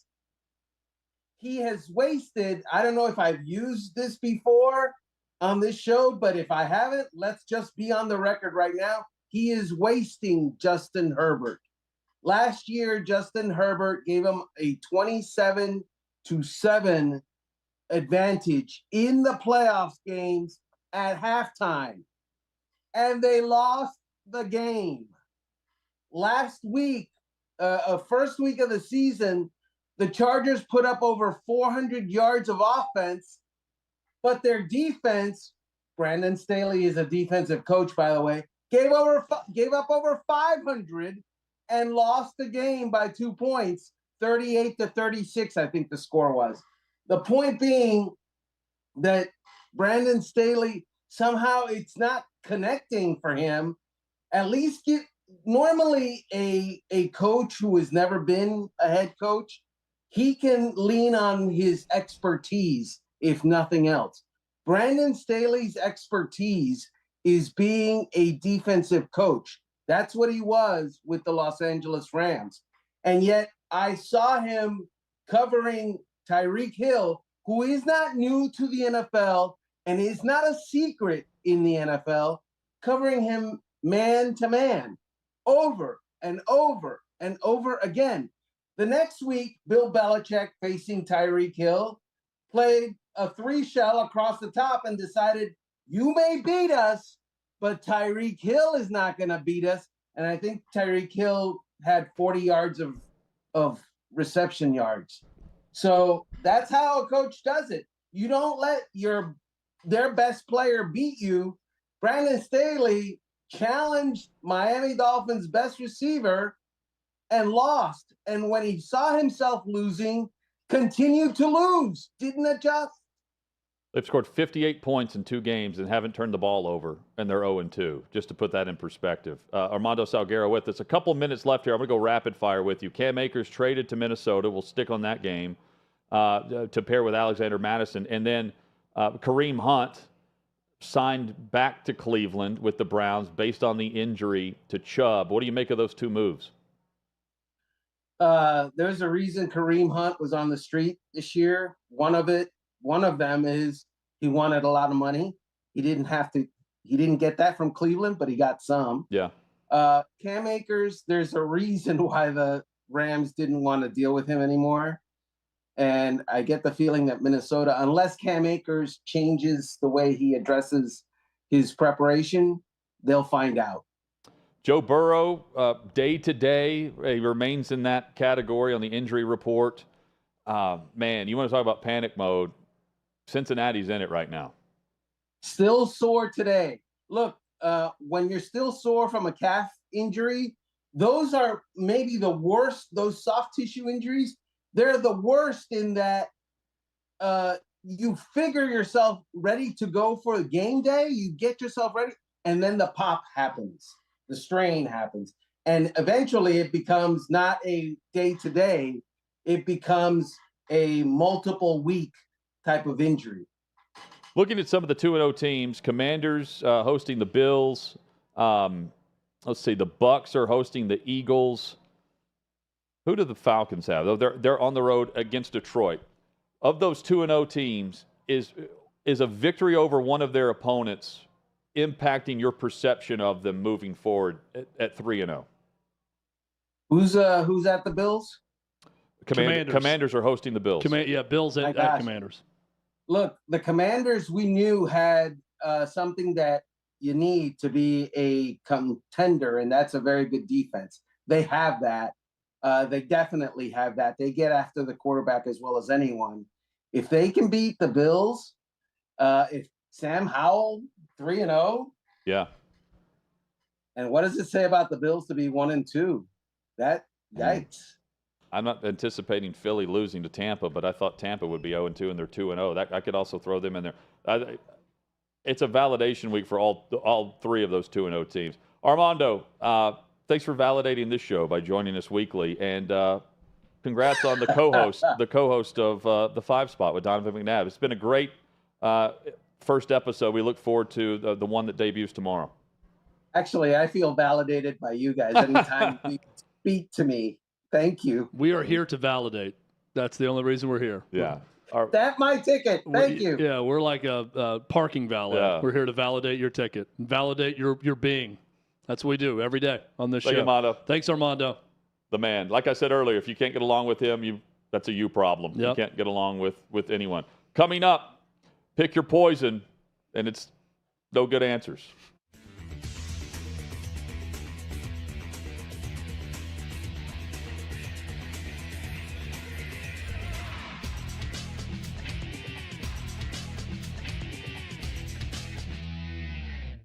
I'm here at the Big Machine Music City Grand Prix, but that's not the only big race that's on people's minds. Let's go talk about it. There's no way Biden can win again. There's just no way. Even the people that voted for him because they didn't like Trump, now at least have to see like senile, not all there. Probably won't be alive for 4 more years. Are you a Trump guy? Or are you a DeSantis guy? Or someone else? I don't like any of them. Who's your dream candidate? Who would you want to run? Myself. I think the best candidates probably are smart enough not to run. I just hope there's somebody that's young enough to care about the country instead of their politics. My fear is they get Gavin Newsom from California. And I think it would be the new cool vote for the younger people, and that's what I don't like. Who do you think on the Republican side would be able to take on Gavin Newsom? Great question. As a Republican registered, I love what Trump's body of work did, but they're just out to get him and destroy him, and we won't get things done, which is crappy for me to say. I thought DeSantis was going to be the guy. Trump only has 4 years left. He cannot fix everything that just happened in 4 years. And he's going to be battling indictments and all these false stuff for the next 4 years. We won't get anything done. And it'll just be the stalemate in America. That's why I almost don't want him in. But if he is the leading candidate, that's who I'm going to vote for. Is there any Democrat that you would vote for, consider voting for? Absolutely not. What about RFK Jr.? No. Who should our first female president be? Michelle Obama, of course. Okay. Yeah. I'm going to go with Harambe 2024. We have the 2024 presidential race coming up, and I wanted to see who you thought your favorite TV characters would vote for. Homer Simpson, who do you think he would vote for? Donald Trump, all the way. Vito Corleone. Whoa. Whoever advances the cause of the Corleone family. Yeah. Tony Soprano. If Tony Soprano is voting in the 2024 election, who do you think he's voting for? I'm gonna go Ron DeSantis. Okay. Why do you think that? Just seems like a Ron DeSantis kind of guy. Is this a meatball joke that you're trying to make right now? What about Homer Simpson? Homer would vote for Biden because he's a dope. Who do you think Napoleon Dynamite would vote for? That's a good question. I actually don't know. There's a right answer here. He's voting for himself or Pedro. There's a Viking show, I think. Okay. Maybe that's Hulu. I don't know. So in the Viking show, whatever the main character is, who do you think they would vote for in 2024? Probably a goat or a dog. I think we have one of those in office right now. So who do you think Jon Snow would vote for in this upcoming election? I'm going to say Donald J. Trump. Why do you think so? Because Game of Thrones is all about drama, and Trump comes with the drama, baby. Would you vote for Trump from jail? Yeah, probably. Yeah, probably. Because at that point, what else do you have to lose? Okay, would you vote for Trump from a jail cell? Yeah, baby, I will get Trump out of jail. Would you vote for Trump in jail? Oh, yeah. Based as The thing that Trump needs to remember is there's another political figure that said, I don't recall very well. Yeah. And that's all he's got to say. Is there like a dream candidate, someone that you think could like save us all? Yeah, Jesus. Amen to that.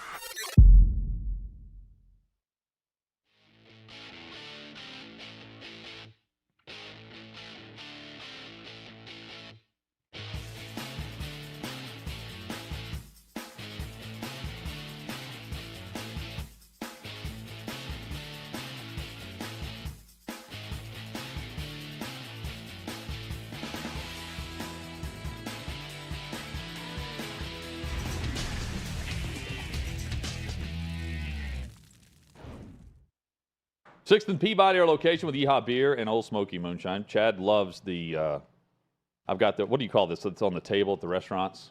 Like the menu, but it's like the laminate? It's a laminate, but it's hard. You know, it's like plastic. Yeah.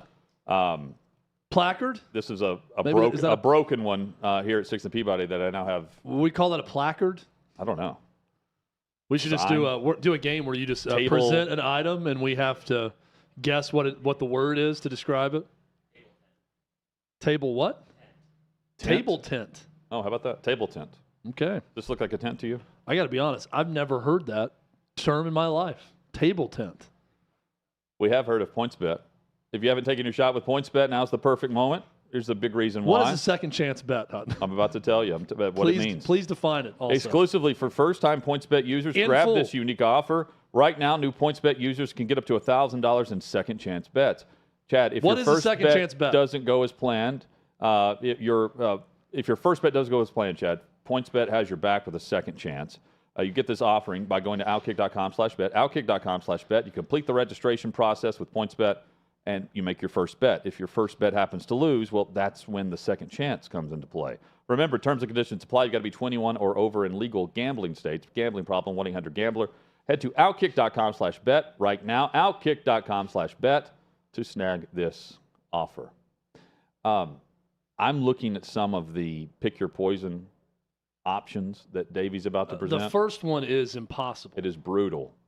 And, I mean, let's get to it because we're going to have to talk through this. Davey, what do you have?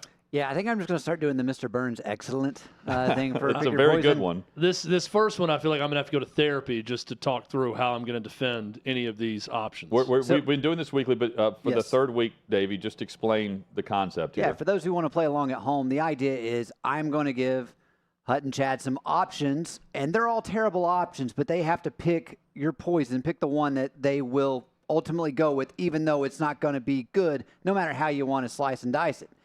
And for our first one, titling this one, Defend Them at All Costs. And what the guys are having to do is they're going to have to pick one of three NFL players that obviously are bust. But they're going to have to pick the one that they believe should not be considered a bust compared to the other two quarterbacks. And our three quarterbacks to start us off, guy we actually talked about not too long ago, but Johnny Manziel, Josh Rosen, and Jamarcus Russell. Chad, let's break these down. Johnny Manziel, who... through the Untold series, we know just how crazy things were in Cleveland. He's leaving. He's putting on a disguise and a mustache and a hat and going to Vegas, going out partying. Wasn't watching film, and even he confirmed that just by holding up zero, making with his fingers 0. And he's playing for the Browns. There's no way I can defend Johnny Manziel, Johnny Football in the NFL. He pulled it off in college, but far from it in the National Football League.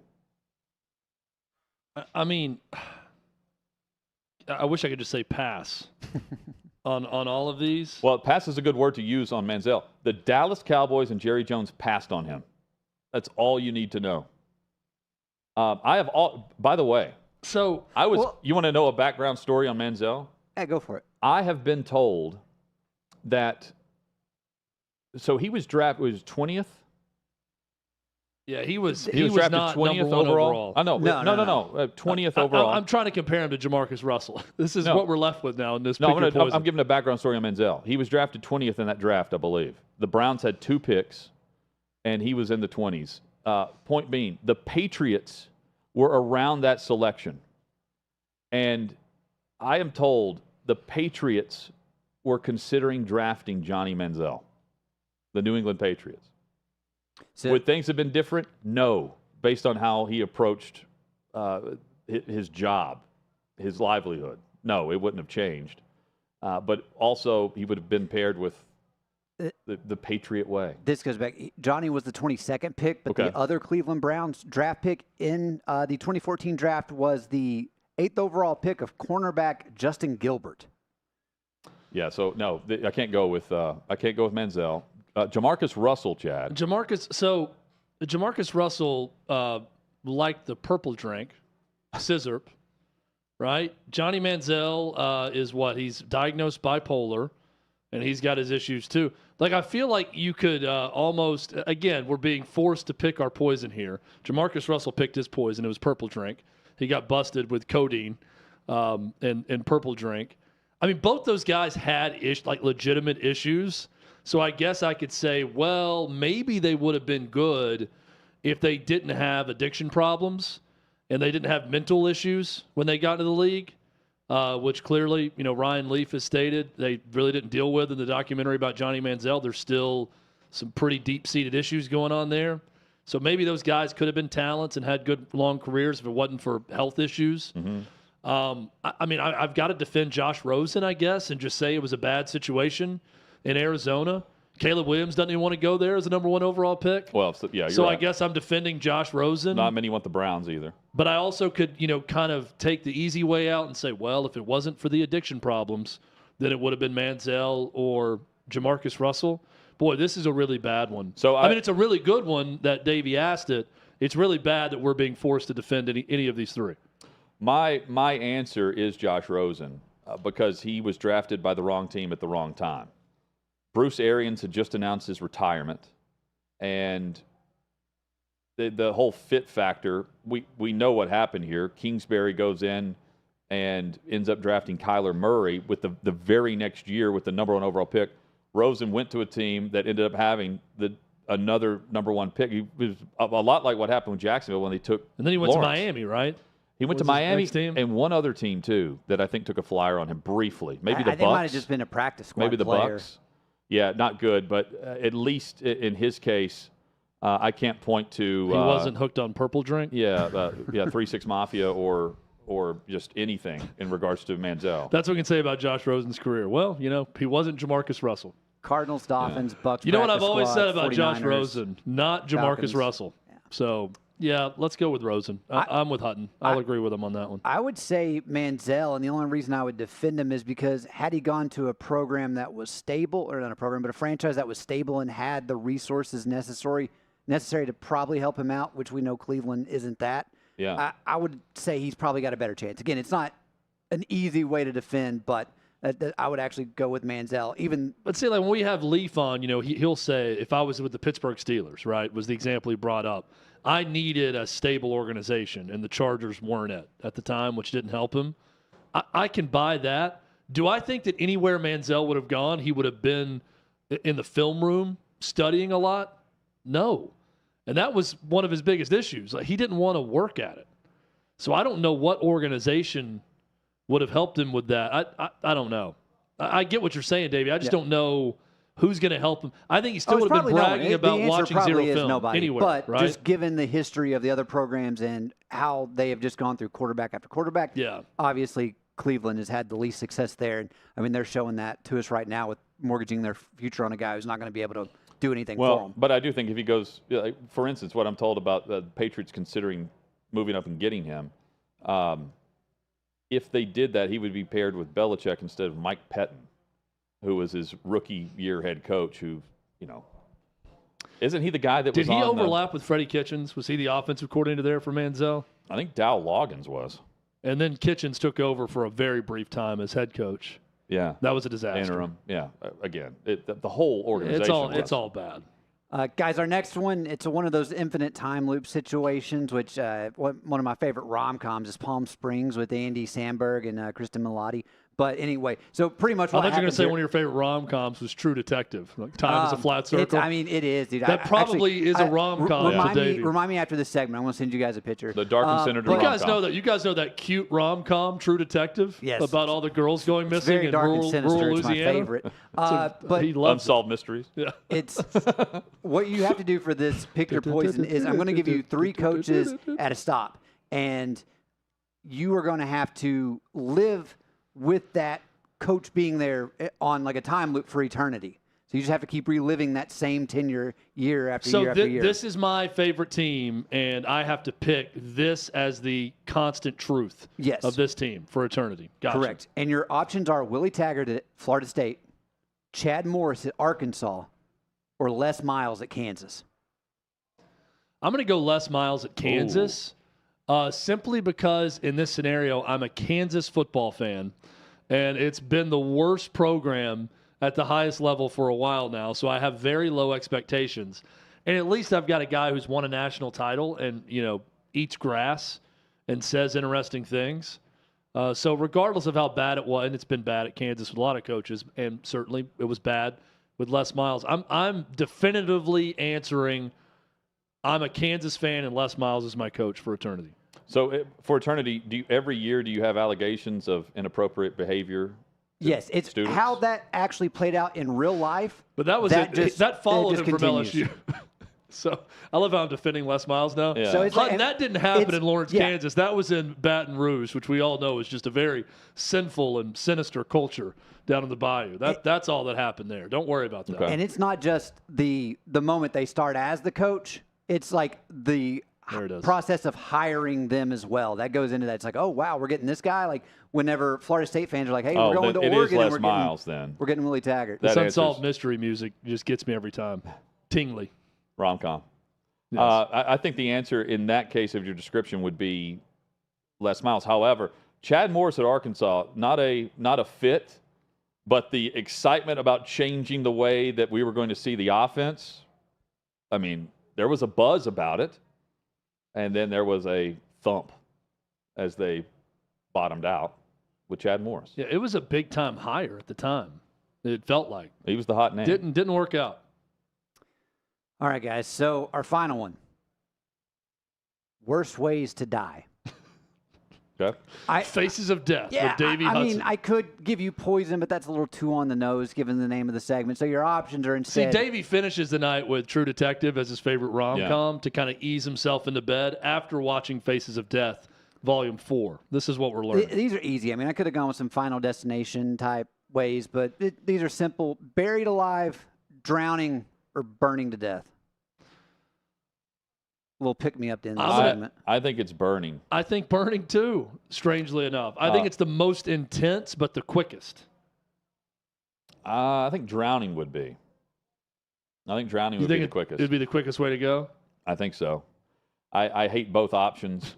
Buried alive is just like, I mean, that's why they put like a bell or whatever above tombstones, right? Because they would hook up, they would have a string down to the casket, so if someone were, just not dead. This is something else that I'm learning today. I didn't know pull there were bells above. I can't remember what time period that was. Well, it's before embalming, because you had to bury the body before it decomposed. So they would, just in case they were burying alive. Apparently, that was people? an issue. Yeah. Wow. They just throw you in the ground. I would hate that too. However, burning alive. That would be awful. Awful. Excruciating pain prior to death. Davey, do you have an answer for this one? Yeah, it's drowning. I feel like you could go out pretty easily. At least the water. If it's ice cold water, that would be a little less enticing. If you lose consciousness quickly, you can go out. But this is worst ways. You're like validating why you want to go out that way. It's your question. Yeah, that's a good point. I'm trying to think of Like, what are we choosing? Or like, worst way to die? What is the worst way to die, or which way would we choose? It says worst ways. Worst ways to die. I am Well, you put processing worst this wrong ways way. to die, but Yes, how do you ask it? Is it what we? I took it as how would I choose to die? I didn't even think this through. I'll put Oh, that. I That wasn't one's choosing. on I was me. choosing how not to. Yeah, I was choosing how I would want to go between the three. Yeah, I got myself Like in a little bit picking of a between the pickle right worst here. ways to die. Definitely put myself in a conundrum. Meanwhile, these guys thought I was saying, man, pain right before death. No, I would pick buried burning. alive. Of the three, I'd Buried- pick burning because I think it'd go the quickest. Buried alive would be the I don't worst think so. way for the simple fact of you sit there and you actually have time to think about, you're dying. May we all not go this way. That's my solemn prayer for everyone in this room and everyone watching and listening right now. Yes, everyone. May we all go peacefully in our sleep at a very old age. We could be so fortunate with that. Coming up, we've got the big headlines, big injury in the NFL, and a bit later, one big thing on every NFL game.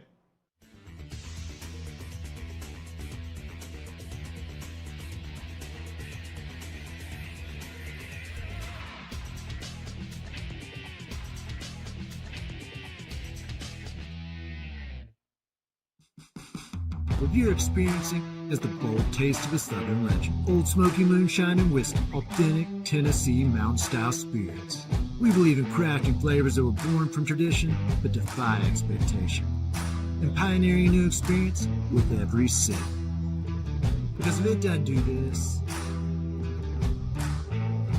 it ain't this. Old Smoky Moonshine and Whiskey.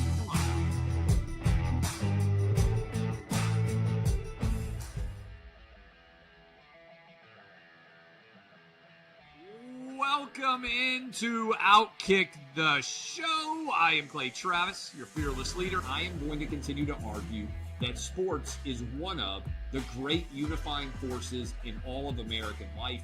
ESPN is a sinking ship. Democrats are now the party of the white, woke college graduate.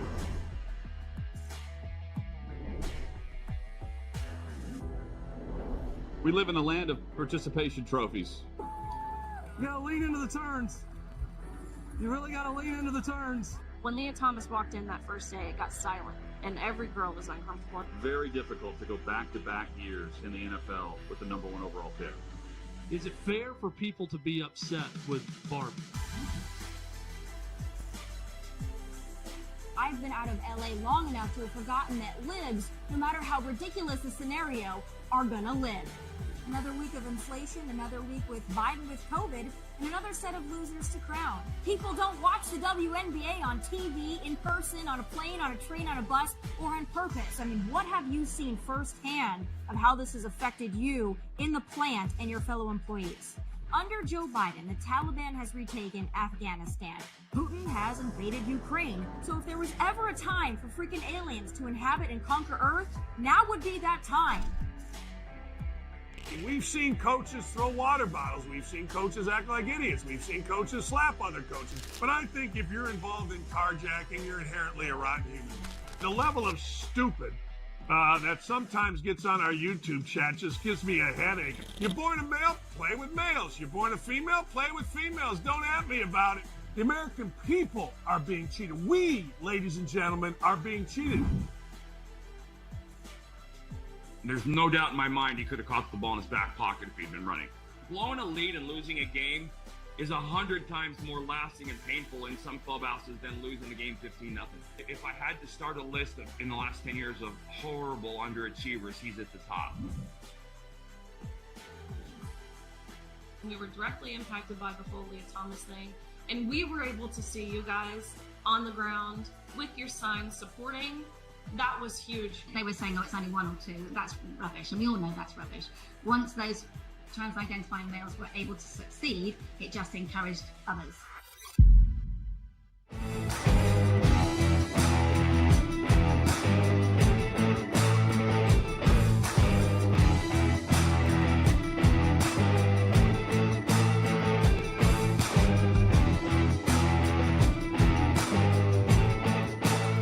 Old Smoky Moonshine and Whiskey. Bold taste of a Southern legend.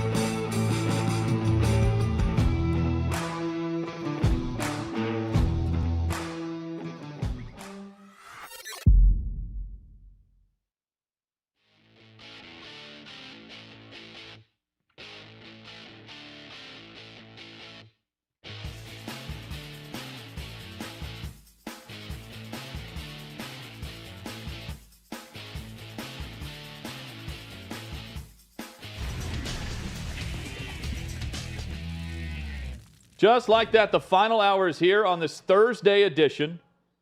Hot Mic with Hutton and Withrow across the OutKick Network. 6th and Peabody, our location for our studio. Yeehaw Beer and Old Smoky Moonshine lives here. Chad, coming up in 20 minutes, one big thing on every NFL game. Got a jam-packed show with Trey Wallace, Donovan McNabb, and Armando Salguero, which you can catch on demand anytime by searching for the show through the OutKick channel on YouTube. Allie in the YouTube chat. What's up, Allie? Says, knowing you are drowning, this is funny. Knowing you are drowning sounds terrible. Burning can't be as bad because you're so distracted by the enormous amounts of pain that you're in. I didn't even think about that when I answered burning being my choice. I would rather but it makes sense. I would rather be in pure panic than in pure misery and pain of being on fire. I mean, they're all bad.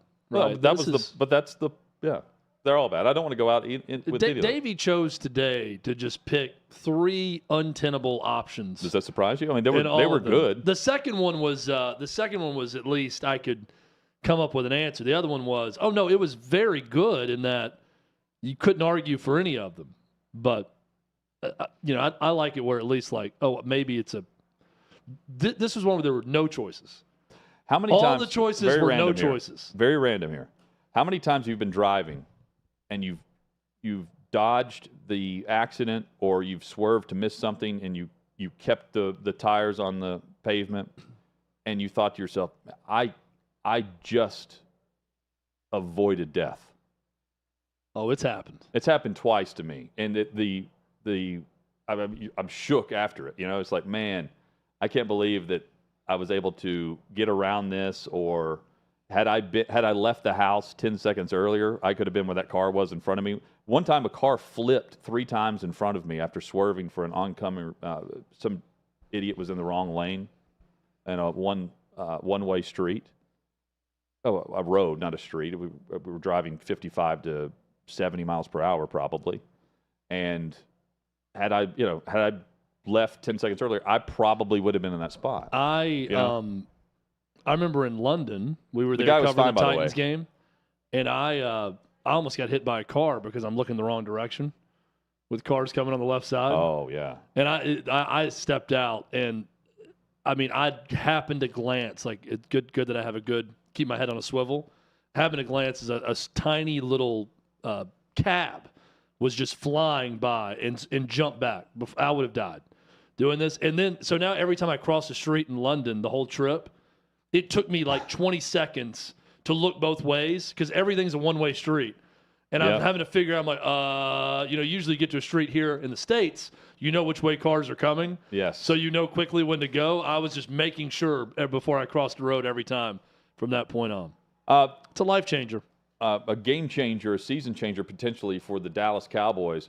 Trevon Diggs out for the season with a torn ACL. Report there out of Dallas through Shereen Williams. And NFL media is also saying that the MRI confirmed that Diggs tore his ACL, and 2 games in, he's done. He was on crutches after his injury, and he had his first interception of the season against the Jets this past Sunday. And he led the league in interceptions in 2021. And Armando's spot on. I mean, they have the front to withstand this. But don't forget about which team led the league in takeaways, the Dallas Cowboys. So while you may get pressure on the quarterback and force the issue, and the backups who are not at the Diggs level can have some perceived success, can they get the same type of takeaways to get the ball back to Prescott the way they did a year ago and 2 years ago? And they're not deep. They are deep at the position. They've got Gilmore. He mentioned Deron Bland, who's been playing the nickel spot. But they also have Igbenegany, who was the draft pick of the Dolphins, and then Jordan Lewis as well. But can they get that same type of production on the back end if the pass rush is going to stay as consistent as it has? And it wasn't consistent a year ago from Michael Parsons. He would go 3 weeks without recording a sack, then all of a sudden have a 3-sack game. More consistent than not. But this is not just something that you sweep under the rug and say, oh, they're the top defense right now in fantasy football. they're going to be fine. It's a blow. It's a huge loss. And I would say it's similar to the loss that the Browns suffered to Nick Chubb done for the year. Yeah, it's someone posted in our YouTube chat and said Saquon Barkley goes out and it affects the line by 3 points. When that happens, Trevon Diggs goes out, it doesn't affect the line at all. So who's more valuable? I think what my answer to that would be, well, the likelihood of getting injured is so much higher for Saquon Barkley as opposed to corners. They're also playing the Cardinals. That's why it's different. They're right? also playing the Cardinals, but I get the point. Yeah, I get it too, but I think you don't see as many injuries with corners as you do running back because of all the reasons we talked about. But just keep in mind that the line was set with him on crutches, so the line is set with the perception that he's not playing anyway. Yeah. So I don't know if it would change all that much just because he's done for the year instead of done for this week. It's a big blow. He's a really good player. Anytime you lose a guy of his caliber, it's going to hurt your team. But if any team can handle it or any one unit can handle it, it might be the Cowboys defense. Yeah. But we can't sit here and act like it's not going to be a drop-off from him to the next guy. Yeah. He's really good. Chad, Notre Dame looks pretty good. Ohio State, pretty good. And earlier going into the season, I had Notre Dame in my college football playoff for this reason. They can run the table, or I think they could get in as a one-loss team based on how this college football season has been. I certainly didn't think it would be this even as far as just the parity that we're sometimes seeing from the top teams. But this is a huge week to have everyone on board. And also think of it from this perspective, Chad. Sam Hartman, with his numbers and his production, can propel himself into the Heisman, the discussion, the buzz, based on a victory against Ohio State. Let me give some facts right now. They're going to piss some people off, but I don't care. Okay. This is just the truth in sport in America. And if you don't like it because you don't like these teams or don't value their history, or your buddy in the office is a fan of this team and you hate that buddy, or your brother-in-law is a fan of this team and you hate him, or you hate your wife because she's a fan of this team. I don't know what your situation is, but I'm going to go ahead and give you some hard facts about sporting life in America. Yes, Major League Baseball is more interesting and better when the New York Yankees are good, because people both love the Yankees and hate the Yankees. And when they're relevant, it is a rising tides raising all the boats type scenario. In the NBA, when the Lakers and the Celtics are both good, it is good for the business of the NBA because people have strong feelings about those two teams. When you get to the NFL and the Dallas Cowboys are good, I think that helps the NFL because everyone's got an opinion on the Dallas Cowboys. And yes, Notre Dame being good and relevant is good for college football. We have entered a season in 2023 that is unprecedented in the last 5 to 10 years, where traditional powers may not be that powerful. I'm talking to you, Alabama. I'm talking to you, Clemson. Come on aboard. Let's go. Colorado, Oregon, USC's return to prominence. And what is that I hear right now? Is that the Notre Dame fight song that everyone knows and I, for one, loves, that may be getting in on the party? Abso-freaking-lutely. Does it help college football when Notre Dame's good? You're damn right it does. And if they win at home on Saturday against Ohio State, not only are they good, they are likely to be in a college football playoff. That's how strong I feel about this team and what I feel about the rest of their schedule. So this would be a big moment for college football if Notre Dame can win against Ohio State. Ohio State, another one of the usual suspects that we've seen in the college football playoff a lot. Ohio State, Michigan, playing in a meaningful game, Thanksgiving weekend. Guess what? I don't care if you hate them or not. Good for the sport because we're all going to watch. We will all be watching this game, and we will all watch Notre Dame the rest of the way. And I think they have the quarterback now to pull off the win. They did not a year ago, and Ohio State was far superior at that position with C.J. Stroud. Kyle McCord versus Sam Hartman. Where are you giving the check? which side are you giving the check to? It's pretty easy. It's Sam Hartman. Notre Dame is the better quarterback in this game. Ohio State may have more talent. They may have the better overall team, but Notre Dame is at home, and they've got the better quarterback. And if they win, this is a good thing for college football. Regardless if you hate Notre Dame and think they get preferential treatment or not, Hutton, this is a good thing for the sport that they're relevant, and they could be very relevant the rest of the way with a win on Saturday. Well, and you also have two of the top defenses in college football right now. And Ohio State's defense to this point has shown up. Same for Notre Dame. The offense got back on track for Ohio State last week, 63-10 winners over Western Kentucky. You expect Ohio State to put up points against Western Kentucky, but about Western, they also are known for scoring a ton of points. Yeah. And the Ohio State defense did a great job against them. I don't tend to look at the Hilltoppers as some pushover based on the numbers offensively they were putting up, and Ohio State did a great job with that.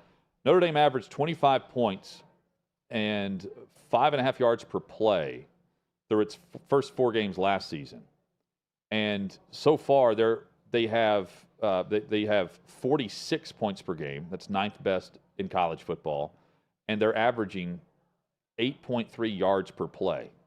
That's the 5th best in college football. So I bring up what Ohio State did defensively last week. Can they slow down Notre Dame? And I think Hartman's going to have to throw to open up the run in this game. They're not going to run that much on Ohio State, I don't think. They are, but no, I don't think Henderson's going to run all over Notre Dame either in that defense. But what's interesting though is to win, they're going to have to run on Ohio State, because to beat them, and we've seen this over the last 2 years, this is a trend. If you beat them in the trenches, you beat Ohio State. Eddie George would even admit that they've got to be tougher up front. And when we see them in the most physical matchups, they haven't been. Now, they went toe-to-toe with Georgia.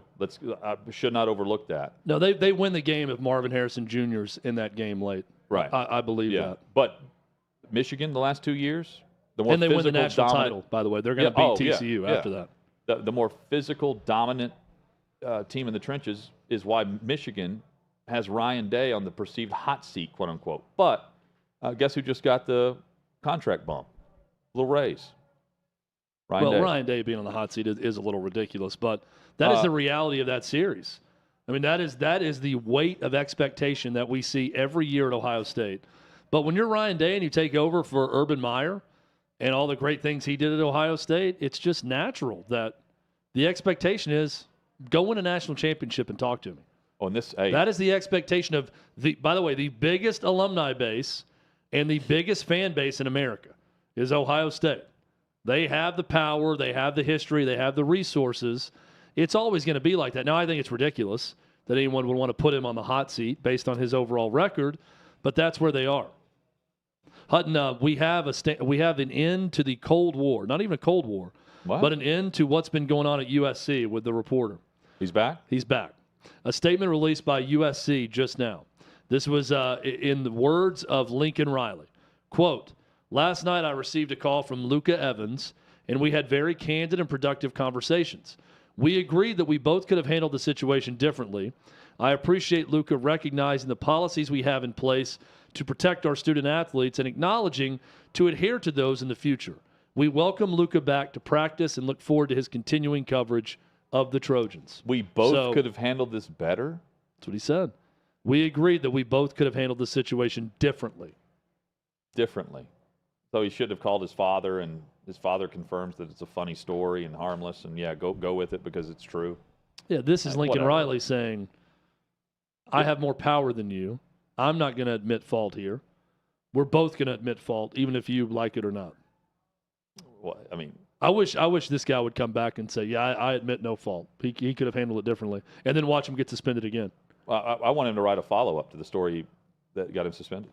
Well, what happened was he got on the phone with a very powerful guy in Lincoln Riley, and I'm sure that his boss is also like, hey, let's get back on the beat and let's get you at games. And they just, had a conversation and hashed it out, and they're both going to act like they did something wrong, even when really there's only one group that did something wrong here, and life goes on. See, I just don't I didn't think he was this, like... It's college football head coach privilege, Hutton, at its worst. This tight. Like at Oklahoma, was he like this with Jalen Hurts? I don't recall that. Well, I don't... He's got the Heisman Trophy winner coming back, and you don't... again, it's just... I'm going to be honest. I don't know a lot about Lincoln Riley other than his offenses. He's not a guy that you get to know that well when he speaks to the media. Yeah. You know, there's a little bit of mystery there, I guess. But he's making the rounds at the Super Bowl or wherever we were. It was at the Combine. I forget where we saw him. Again, like he's media savvy, but he's not. I mean, this is just I think some he comes common across sense on what the story was. He wasn't giving away, like, you worked on the screen on a reverse and gave some detail on how it all came about. You know, like, if he posted a video of a closed portion of practice, that's one thing. Writing a story about two freshmen who are, you know, a little scared to talk to the media is so dumb. Here's the deal. These guys are power-starved, and they get fed on power constantly. And here is Lincoln Riley saying, who is this little bleep that's doing this, and I don't like it. So he's going to pay the price, and I'm going to show how big and bad I am. And what it does is you come across as small. You come across as small time when you seek retribution against someone not even in your orbit. And when you need that person to confirm that they're not in your orbit, you look like the ridiculous a-hole in the situation. And to me, that's what Lincoln Riley looks like. Not in the circle with the USC banner behind them to where that's actually on the record. One big thing on every NFL game is next.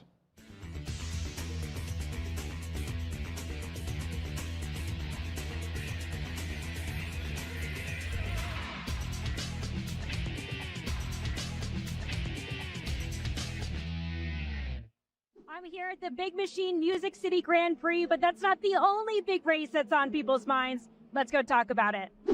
There's no way Biden can win again. There's just no way. Even the people that voted for him because they didn't like Trump, now at least have to see, like, senile, not all there, probably won't be alive for 4 more years. Are you a Trump guy? Or are you a DeSantis guy?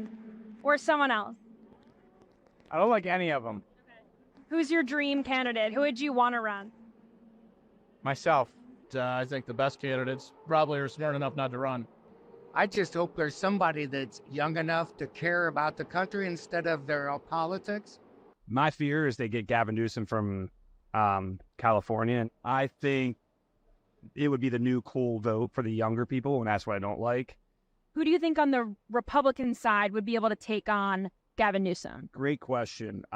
As a Republican registered, I love what Trump's body of work did, but they're just out to get him and destroy him, and we won't get things done, which is crappy for me to say. I thought DeSantis was going to be the guy. Trump only has 4 years left. He cannot fix everything that just happened in 4 years. And he's going to be battling indictments and all these false stuff for the next 4 years. We won't get anything done. And it'll just be the stalemate in America. That's why I almost don't want him in. But if he is the leading candidate, that's who I'm going to vote for. Is there any Democrat that you would vote for, consider voting for? Absolutely not. What about RFK Jr.? No. Who should our first female president be? Michelle Obama, of course. Okay. Yeah. I'm going to go with Harambe 2024. We have the 2024 presidential race coming up, and I wanted to see who you thought your favorite TV characters would vote for. Homer Simpson, like, who do you think he would vote for? Donald Trump, all the way. Vito Corleone. Whoa. Whoever advances the cause of the Corleone family. Yeah. Tony Soprano. If Tony Soprano is voting in the 2024 election, who do you think he's voting for? I'm gonna go Ron DeSantis. Okay. Why do you think that? Just seems like a Ron DeSantis kind of guy. Is this a meatball joke that you're trying to make right now? What about Homer Simpson? Homer would vote for Biden because he's a dope. Who do you think Napoleon Dynamite would vote for? That's a good question. I actually don't know. There's a right answer here. He's voting for himself or Pedro. There's a Viking show, I think. Okay. Maybe that's Hulu. I don't know. So in the Viking show, whatever the main character is, who do you think they would vote for in 2024? Probably a goat or a dog. I think we have one of those in office right now. So who do you think Jon Snow would vote for in this upcoming election? I'm going to say Donald J. Trump. Why do you think so? because Game of Thrones is all about drama, and Trump comes with the drama, baby. Would you vote for Trump from jail? Yeah, probably. Yeah, probably. Because at that point, what else do you have to lose? Okay, would you vote for Trump from a jail cell? Yeah, baby, I will get Trump out of jail. Would you vote for Trump in jail? Oh, yeah. Based as The thing that Trump needs to remember is there's another political figure that said, I don't recall very well. Yeah. And that's all he's got to say. Is there like a dream candidate, someone that you think could like save us all? Yeah, Jesus. Amen to that.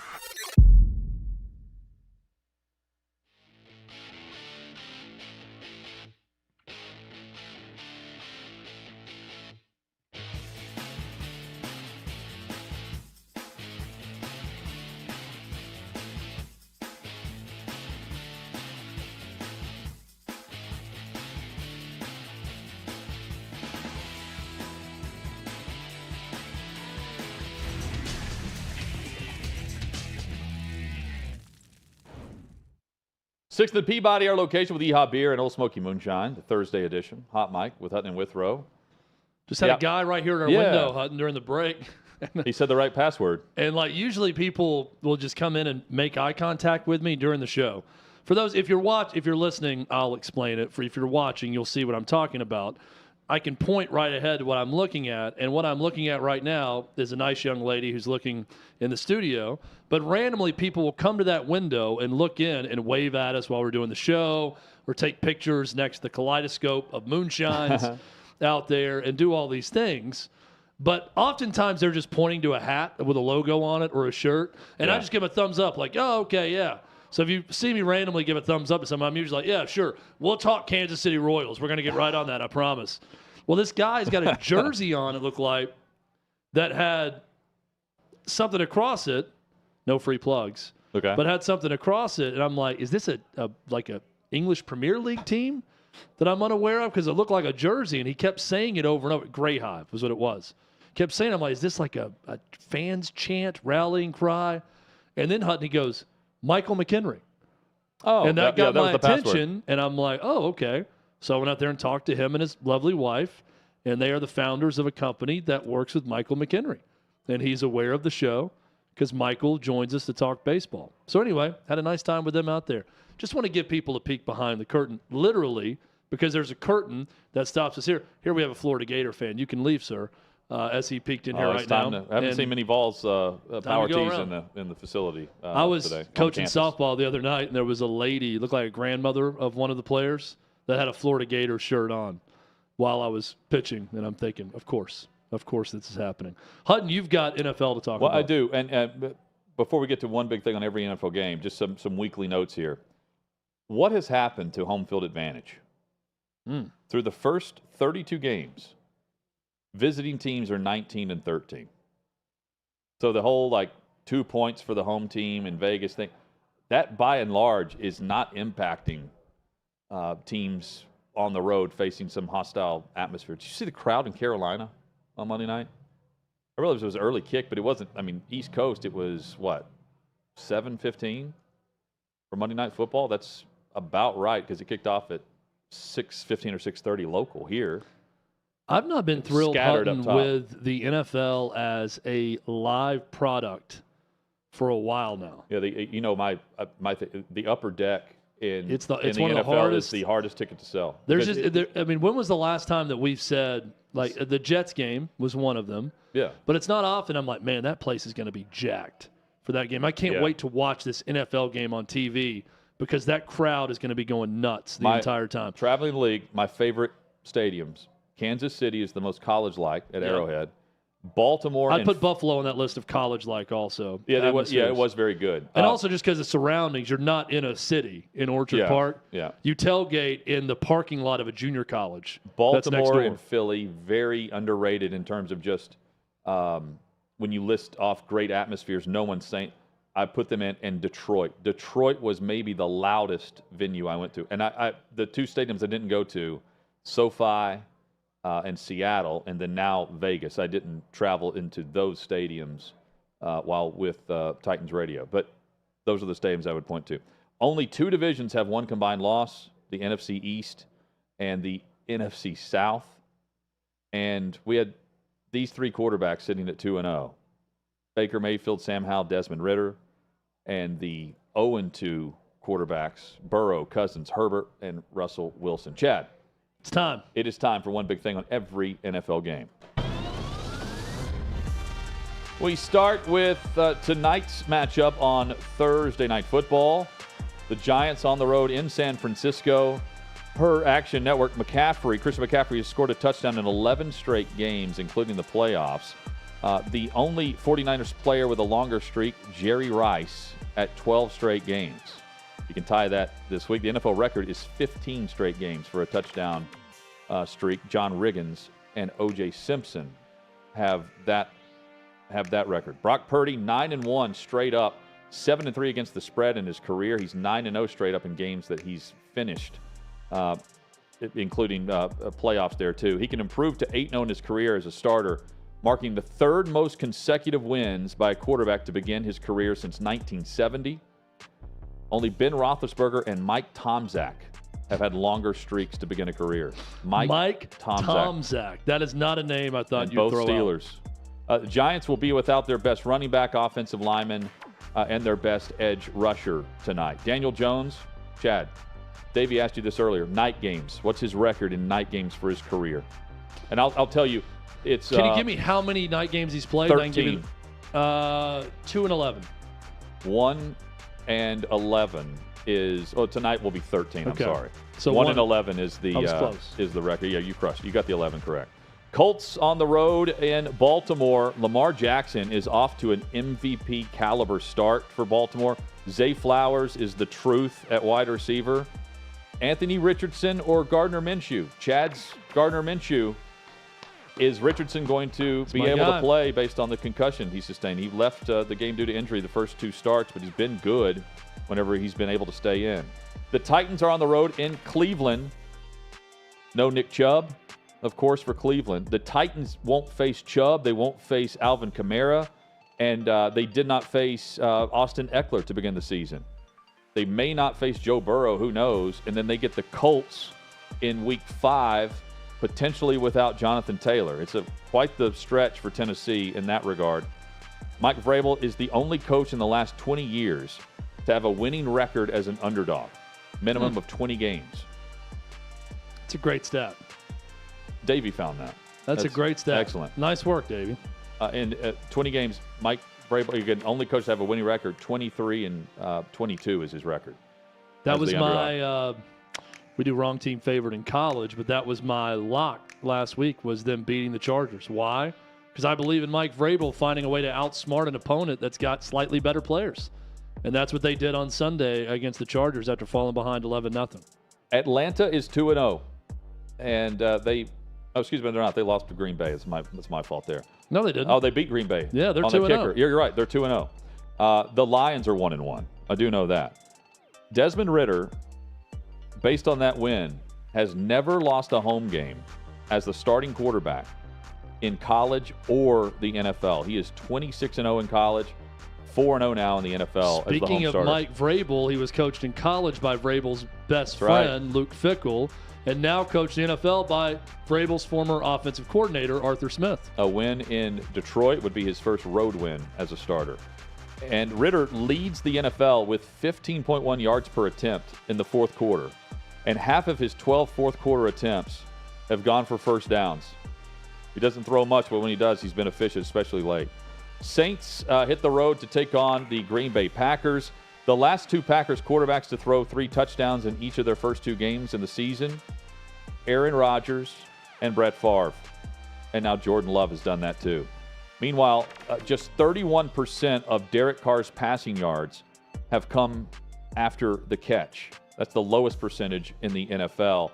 Just for comparison, he was 12 points higher last season in Vegas at 42%. Packers have a lot of injuries, but they still have the edge on defense in this game. Texans, C.J. Stroud back on the road to take on Jacksonville. Stroud, 384 passing yards last week. It marked the second most passing yards in a single game by any quarterback this season. Tua is at the top with the Week 1 performance. Jacksonville can start 2-0 in the division going into week 4 if they win this matchup at home against Houston. The Broncos, winless. Miami, they win. Vic Fangio is taking on Denver. Why is that important? Sean Payton wanted Vic Fangio to run his defense, and he chose Miami. Did.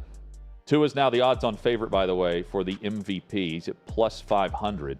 Mahomes at plus 650. And Justin Herbert, 8 at plus 1,600. And guess how fast he gets the ball out, Tua? Quick. 2.08 seconds. That offense is perfect. That supporting cast and the speedsters they have around him, perfect setup for Tua to be successful. Chargers and Vikings, 0-2 and 0-2. Loser leaves town. The Chargers have a Week 5 bye.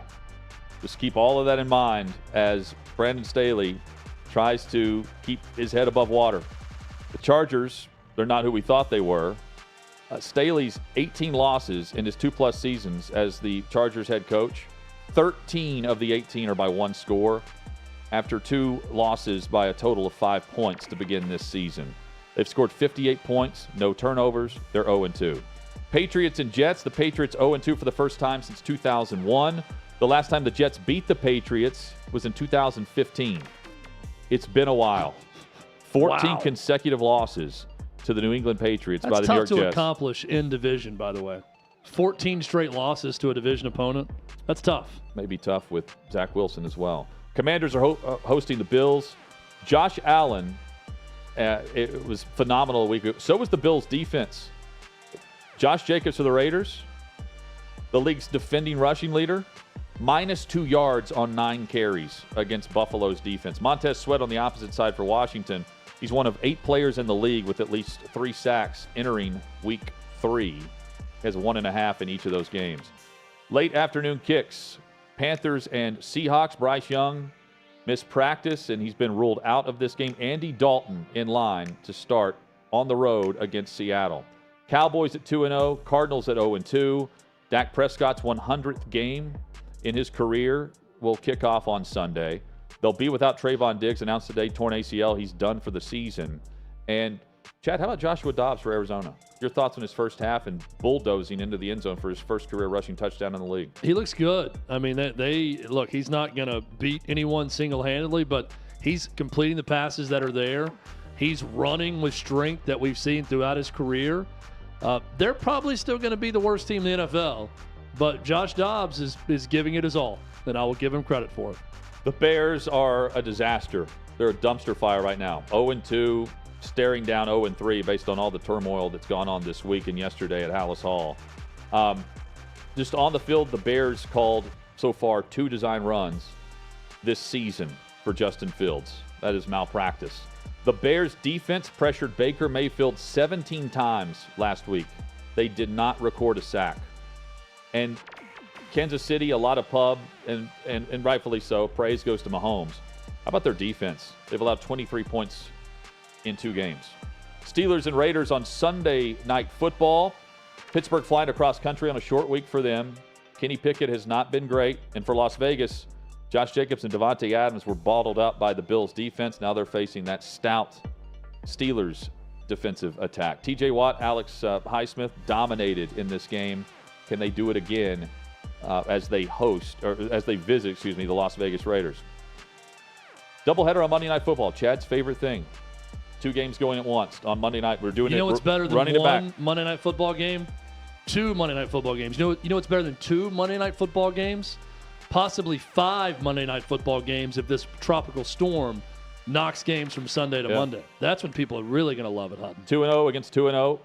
Baker Mayfield. He's the first Buccaneers quarterback to start a season 2-0 with no interceptions since Sean King in 2000. That's incredible. Tulane Green Wave, Sean King. Under pressure, Mayfield, 14 of 17 for 223 yards and a touchdown a week ago. That tied for the most passing yards under pressure in a game over the last 4 seasons. And the Eagles have not looked right on either side of the ball. They need to pick up the pace, although they've got a nice schedule that fits into the ability to do just that. And Chad, Monday Night Football, the ABC game. That was ESPN. ABC game is Rams against the Bengals. The battle of two surprise starts. Burrow averaged 152 passing yards per game in the first two games. That's down from 280 yards per game last season. 152 to 280. The calf is an issue, and it may keep him out of the game. It may not. We'll see. I think he plays, but he's been playing banged up anyway. Mobility not there. For his career, Burrow 1-7 in the first two games of the seasons. And he has 70 yards through two games. So considering the circumstances, the division they play in, everything going into it, not which coach is in more trouble or any of that. Yeah. Which team is in more trouble starting 0-3? Chargers or Bengals? The Bengals, because that division and the quarterback issue. One quarterback's healthy, the other one's not. That's a big part of it. How about this? Last season, the record for teams following a week after playing the San Francisco 49ers, which the Rams just did, 1-16. 1-16. 49ers beat you consecutive weeks, apparently. Yeah. They're so good that they beat you on the Banged field up. 1 week, and then you're so banged up you lose the next week, too. Rams might be the biggest surprise on the positive end of the NFL. Matthew Stafford has passed for 641 yards without Cooper Kupp in the lineup. And he's doing it because of a fifth-round draft pick, Puka Nacua, who Davey has picked up on the waiver wire, apparently. Miraculously. He's crushing it.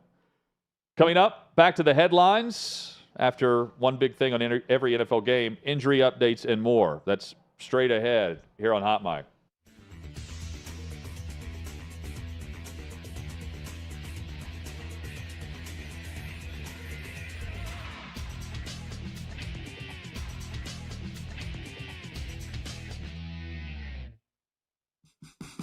What you're experiencing is the bold taste of a Southern legend. Old Smoky Moonshine and Whiskey, authentic Tennessee mountain-style spirits.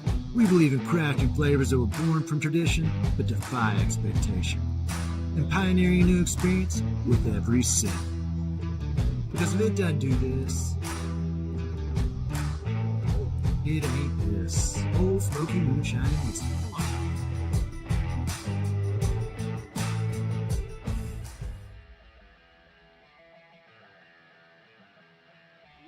Welcome into OutKick the show. I am Clay Travis, your fearless leader. I am going to continue to argue that sports is one of the great unifying forces in all of American life. ESPN is a sinking ship. Democrats are now the party of the white, woke college graduate.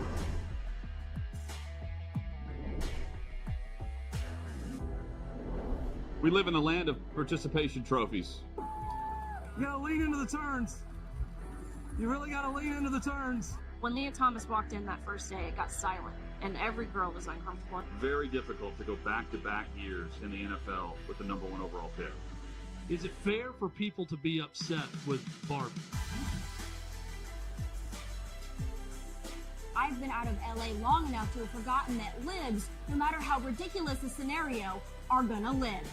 Another week of inflation, another week with Biden with COVID, and another set of losers to crown. People don't watch the WNBA on TV, in person, on a plane, on a train, on a bus, or on purpose. I mean, what have you seen firsthand of how this has affected you in the plant and your fellow employees?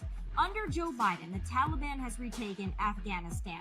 Putin has invaded Ukraine. So if there was ever a time for freaking aliens to inhabit and conquer Earth, now would be that time. We've seen coaches throw water bottles. We've seen coaches act like idiots. We've seen coaches slap other coaches. But I think if you're involved in carjacking, you're inherently a rotten human. The level of stupid that sometimes gets on our YouTube chat just gives me a headache. You're born a male, play with males. You're born a female, play with females. Don't at me about it. The American people are being cheated. We, ladies and gentlemen, are being cheated. There's no doubt in my mind he could have caught the ball in his back pocket if he'd been running. Blowing a lead and losing a game is 100 times more lasting and painful in some clubhouses than losing the game 15-0. If I had to start a list in the last 10 years of horrible underachievers, he's at the top. We were directly impacted by the whole Leah Thomas thing, and we were able to see you guys on the ground with your signs supporting, that was huge. They were saying, oh, it's only 1 or 2. That's rubbish, and we all know that's rubbish. Once those trans-identifying males were able to succeed, it just encouraged others.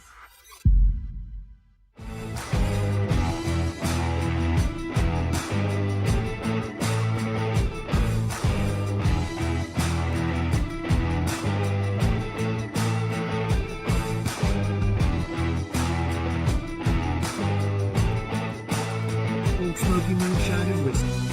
Full taste of the Southern Legend.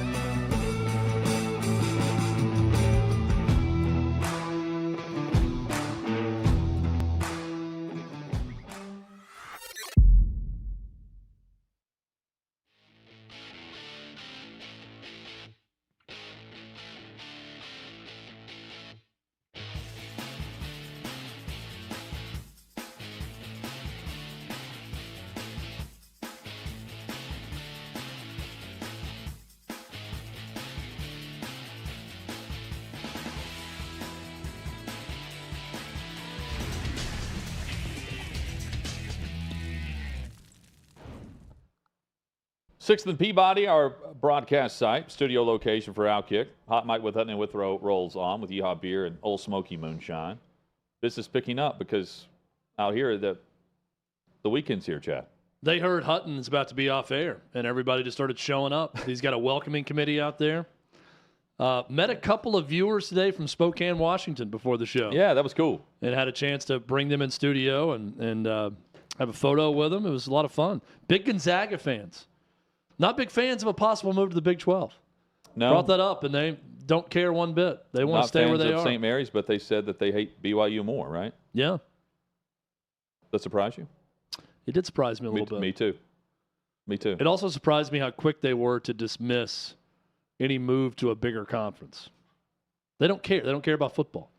It's a basketball school. Well, they're getting the number 1 seed where they are. Yeah. You know. Why not stay? That's right.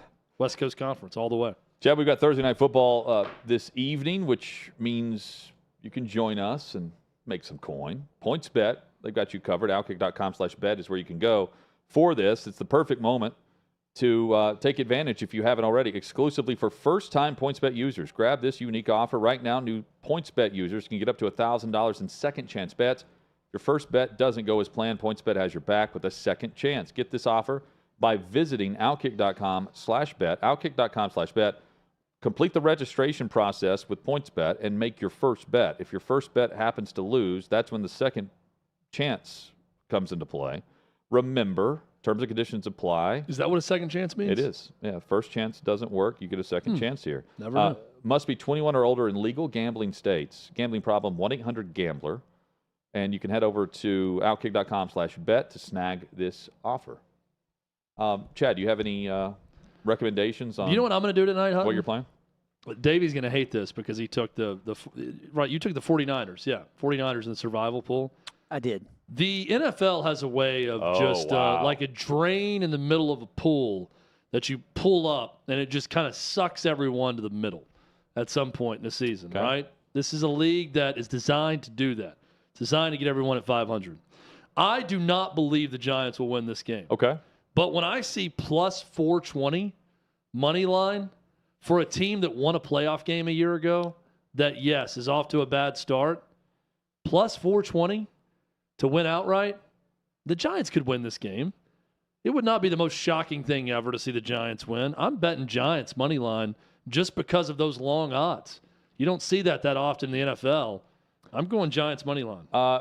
Brandon Ayuk is going to be a game-time decision, I believe. Correct, shoulder injury. Okay, he's going to go through the early warm-ups and see what happens there.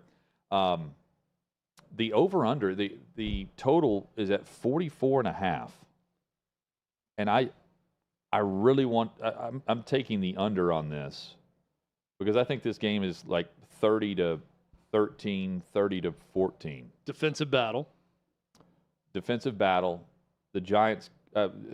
Giants lose in a big way, I think. I think the 49ers cover and the under hits. That's how I'm leaning on this. I also like, and I was looking this up just as we came back. Let me scroll back.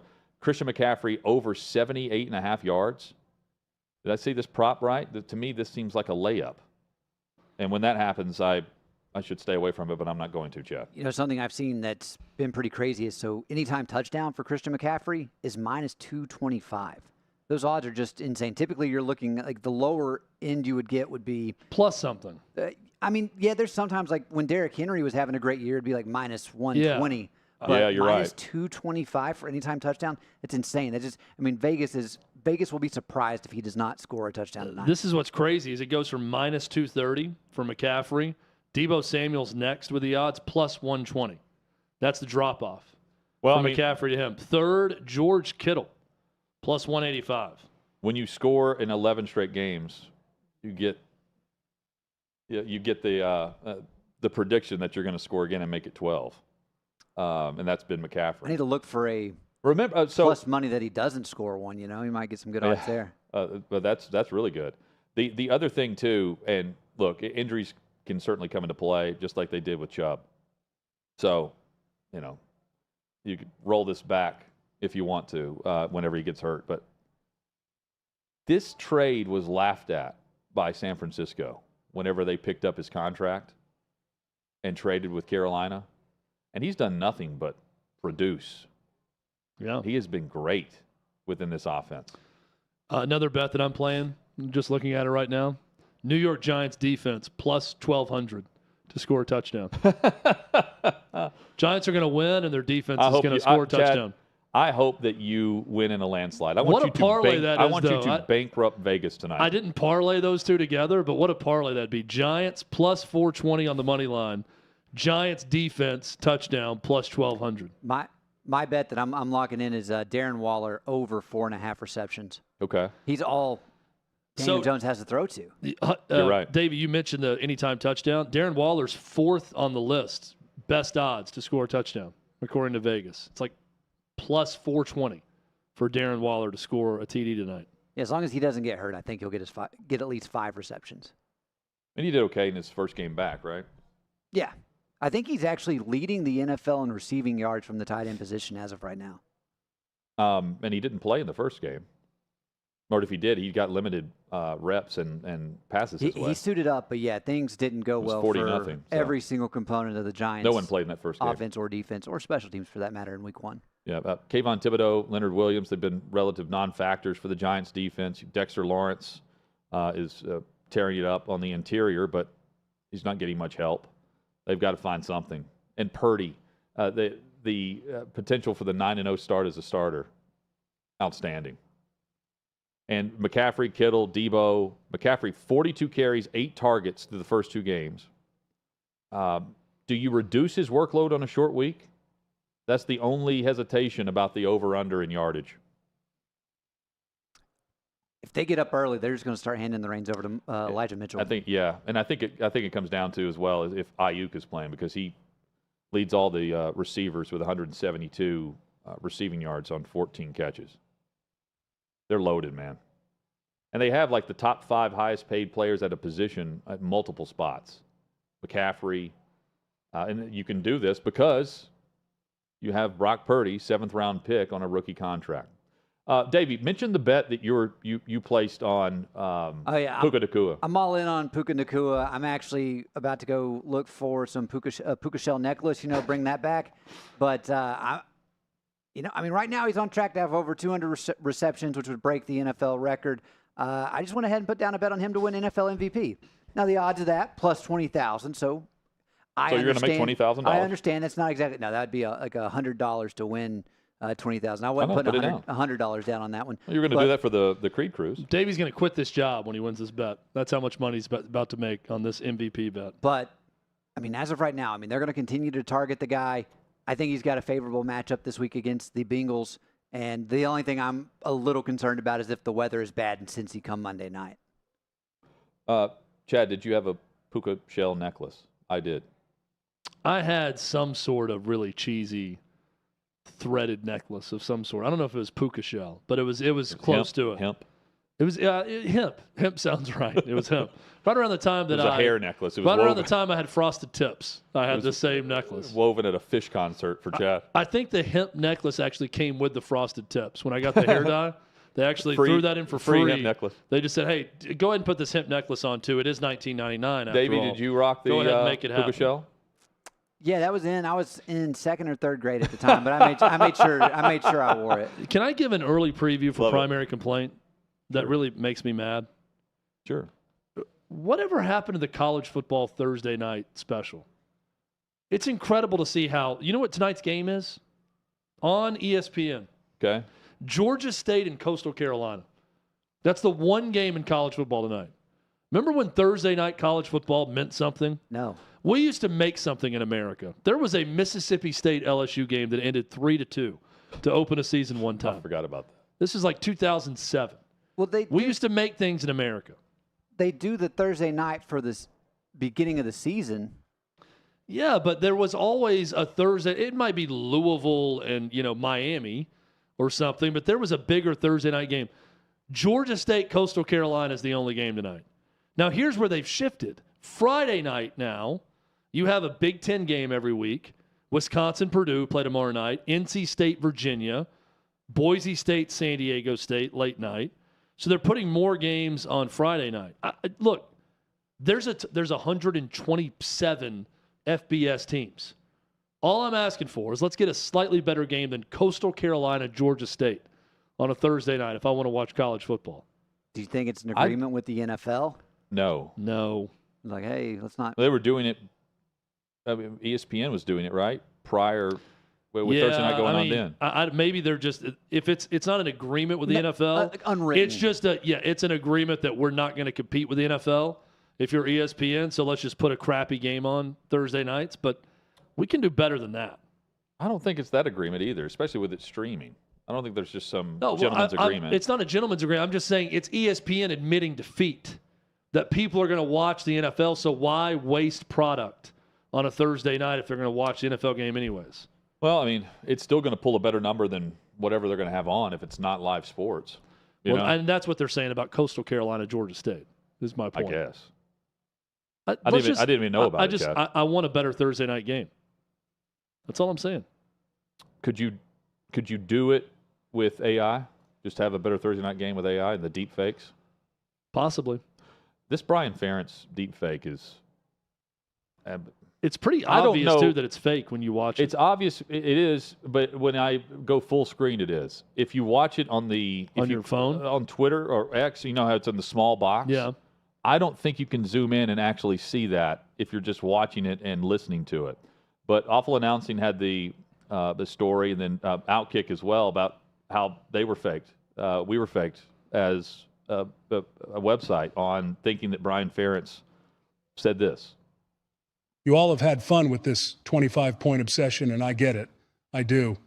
But if I'm not mistaken, we just dropped 41 on Saturday. So maybe it's time to grab a hold of your little step ladders and go ahead and climb out of my ass for a while. Now, that's hilarious. Grab a hold of your little step ladders. It's even funnier knowing that it's the idea that it's a Ferentz that's saying that, Chad, right? That's number two. But with the box so small, if you're just watching this and seeing other reporters retweet it, you're just assuming like, he really said this. He went off. It's really funny. And the fact that you're there, the fact that there's a technology to do this is scary. Yeah, and there's just such a rush to content, right? So there's a rush to content. Whoever did this AI deep fake on it, which is funny when you watch it. Took the time for Brian Ferentz deep fake. Anyone who takes the bait, like there's just such a rush to content. You're not really checking sources on it. You just see someone post it's like, well, got to write a story on it. Got to get it out there for the masses to see. Well, you're right about that too. We got the deep fake, which at least OutKick was, man enough to admit fault and say they got faked out on it. Most outlets would just delete it, never say a word about it, hoping that it goes away. At least OutKick admitted that they screwed up on this one. But yeah, I mean, I've never understood people just getting such joy out of faking people out. It's easier to do now. But this is a thing people love to do. It's easier to do now because Elon took away our blue check mark. That's true. So if you have the blue check mark repost, you're at least thinking, it's verified. It's coming from someone who's verified, and there's a reason why they have that instead of just paying for it. Yeah, it's like it's stupid. It's like I always had the NFL reporters, because like Rappaport or Schefter, you can change the T into an L. Like what was it? You could change one word. Or one it was letter. Adam. One letter. The one that didn't get us, but got Paul one time was Adam Scheffler, but it was a 1 instead of a T. That's right. They changed the T instead of Schefter. It was Schefter with a 1, with a number 1. I'm constantly having to check on like Rappaport to make sure it's not. What was the fake story that he got? That Hightower's signing with the Titans. That's it. Yeah. This just in. Yeah. But Rappaport with 2 P's or 1, you've got to check it. We've all seen a fake account before. We've been had, and we'll be back tomorrow, 3 to 6 p.m. Eastern, right here for Hot Mic with Hutton and Withrow across the OutKick Network.